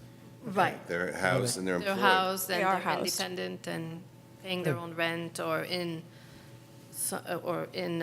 subsidized housing or permanent supportive housing. So I remember a figure of maybe a year or 2 ago that when we really got this program started, that we were getting maybe 20 out of 60 people housed, 60 people had housing needs, and we managed to house 20 or whatever it was. I don't remember. You remember? Yeah, that was a long time. That was when we had a lot of people who were homeless on the bulb. And now we're getting to where more people are housed and there's a smaller demand. Yeah, there's less people who are homeless in Albany Okay. than 5 years ago. And it's harder also to house people because the rents are so high. Thank you. Back to the commission. Anybody else? No, Okay, Well, that's, go ahead, Brian. but just to quibble a little bit, that because if you look at the homeless numbers, we have 66 people that show up as homeless. So I don't think we can say there are less homeless people. We may not be serving them for a variety of reasons, but, if anything, there are more homeless people. We don't have the bulb anymore, so we don't have that, that group of people who are living together, but that doesn't mean we don't have homeless people.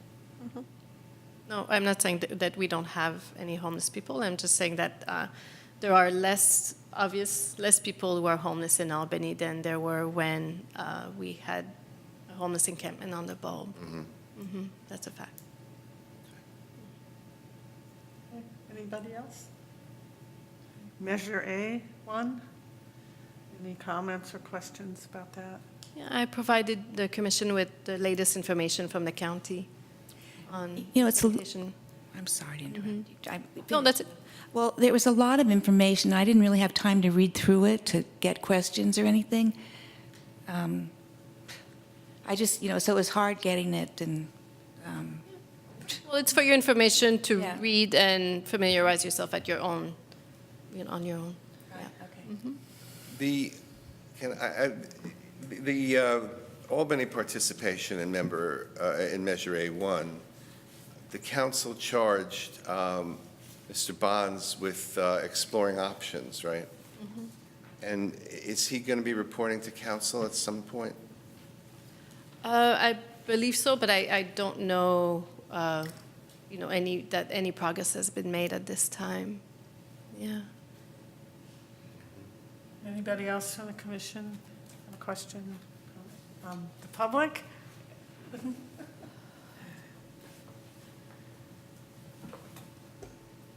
I don't know if this is appropriate behavior, but as long as I'm here, I might as well speak.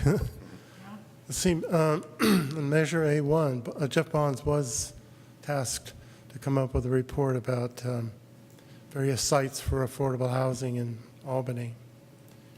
And I believe that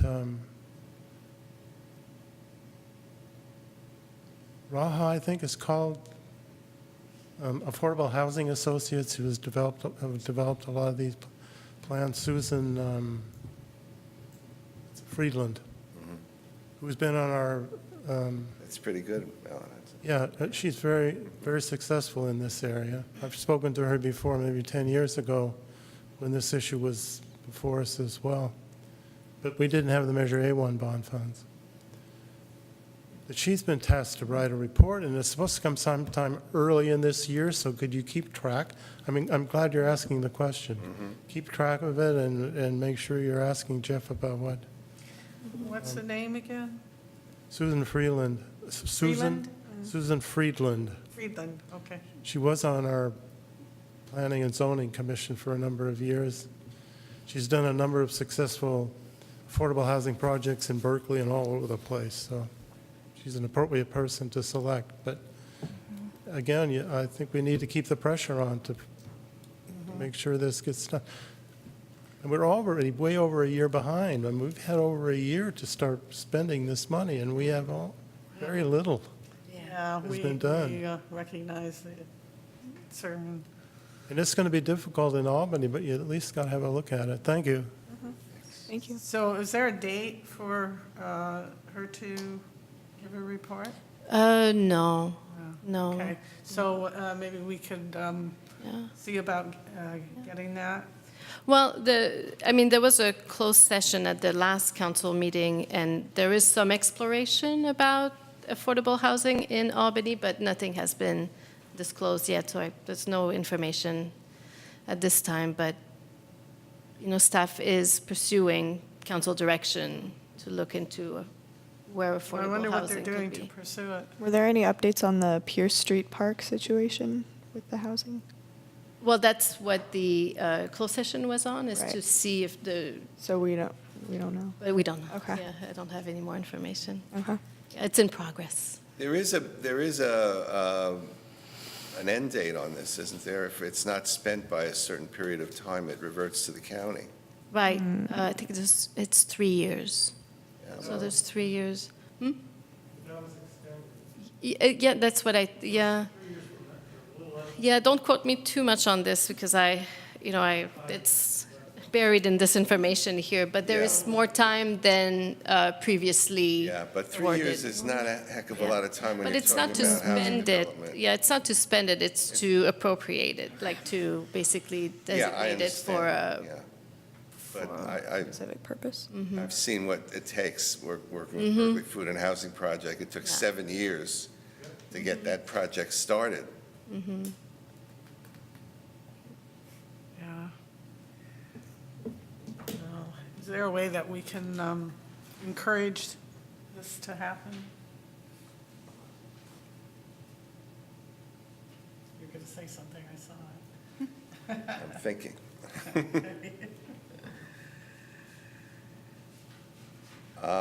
Certainly, we could ask Mr. Bonds to visit us and make a report. Yeah, we could do that. Seems that the schedule is somewhat full, but that would be, can we do that? Isabel, would you ask him? yeah, as a future agenda item, I'm writing it down.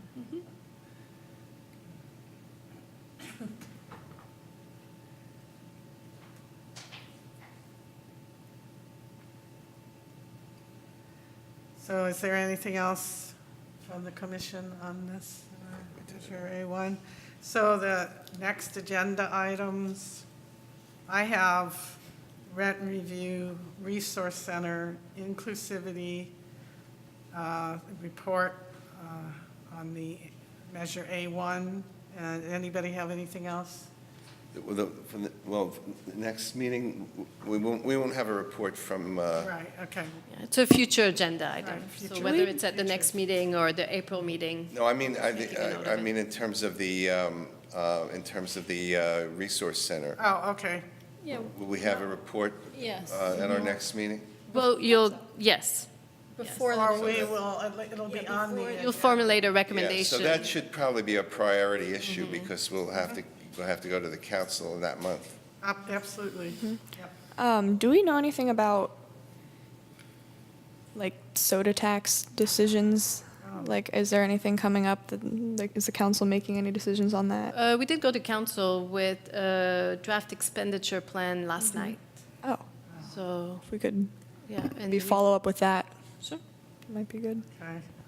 Anything else? Okay, that's a pretty good agenda right there.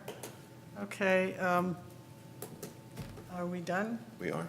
Okay, I move that we close this meeting. Second? Second. All those in favor? Aye. Okay. Thanks, everybody. Thank you.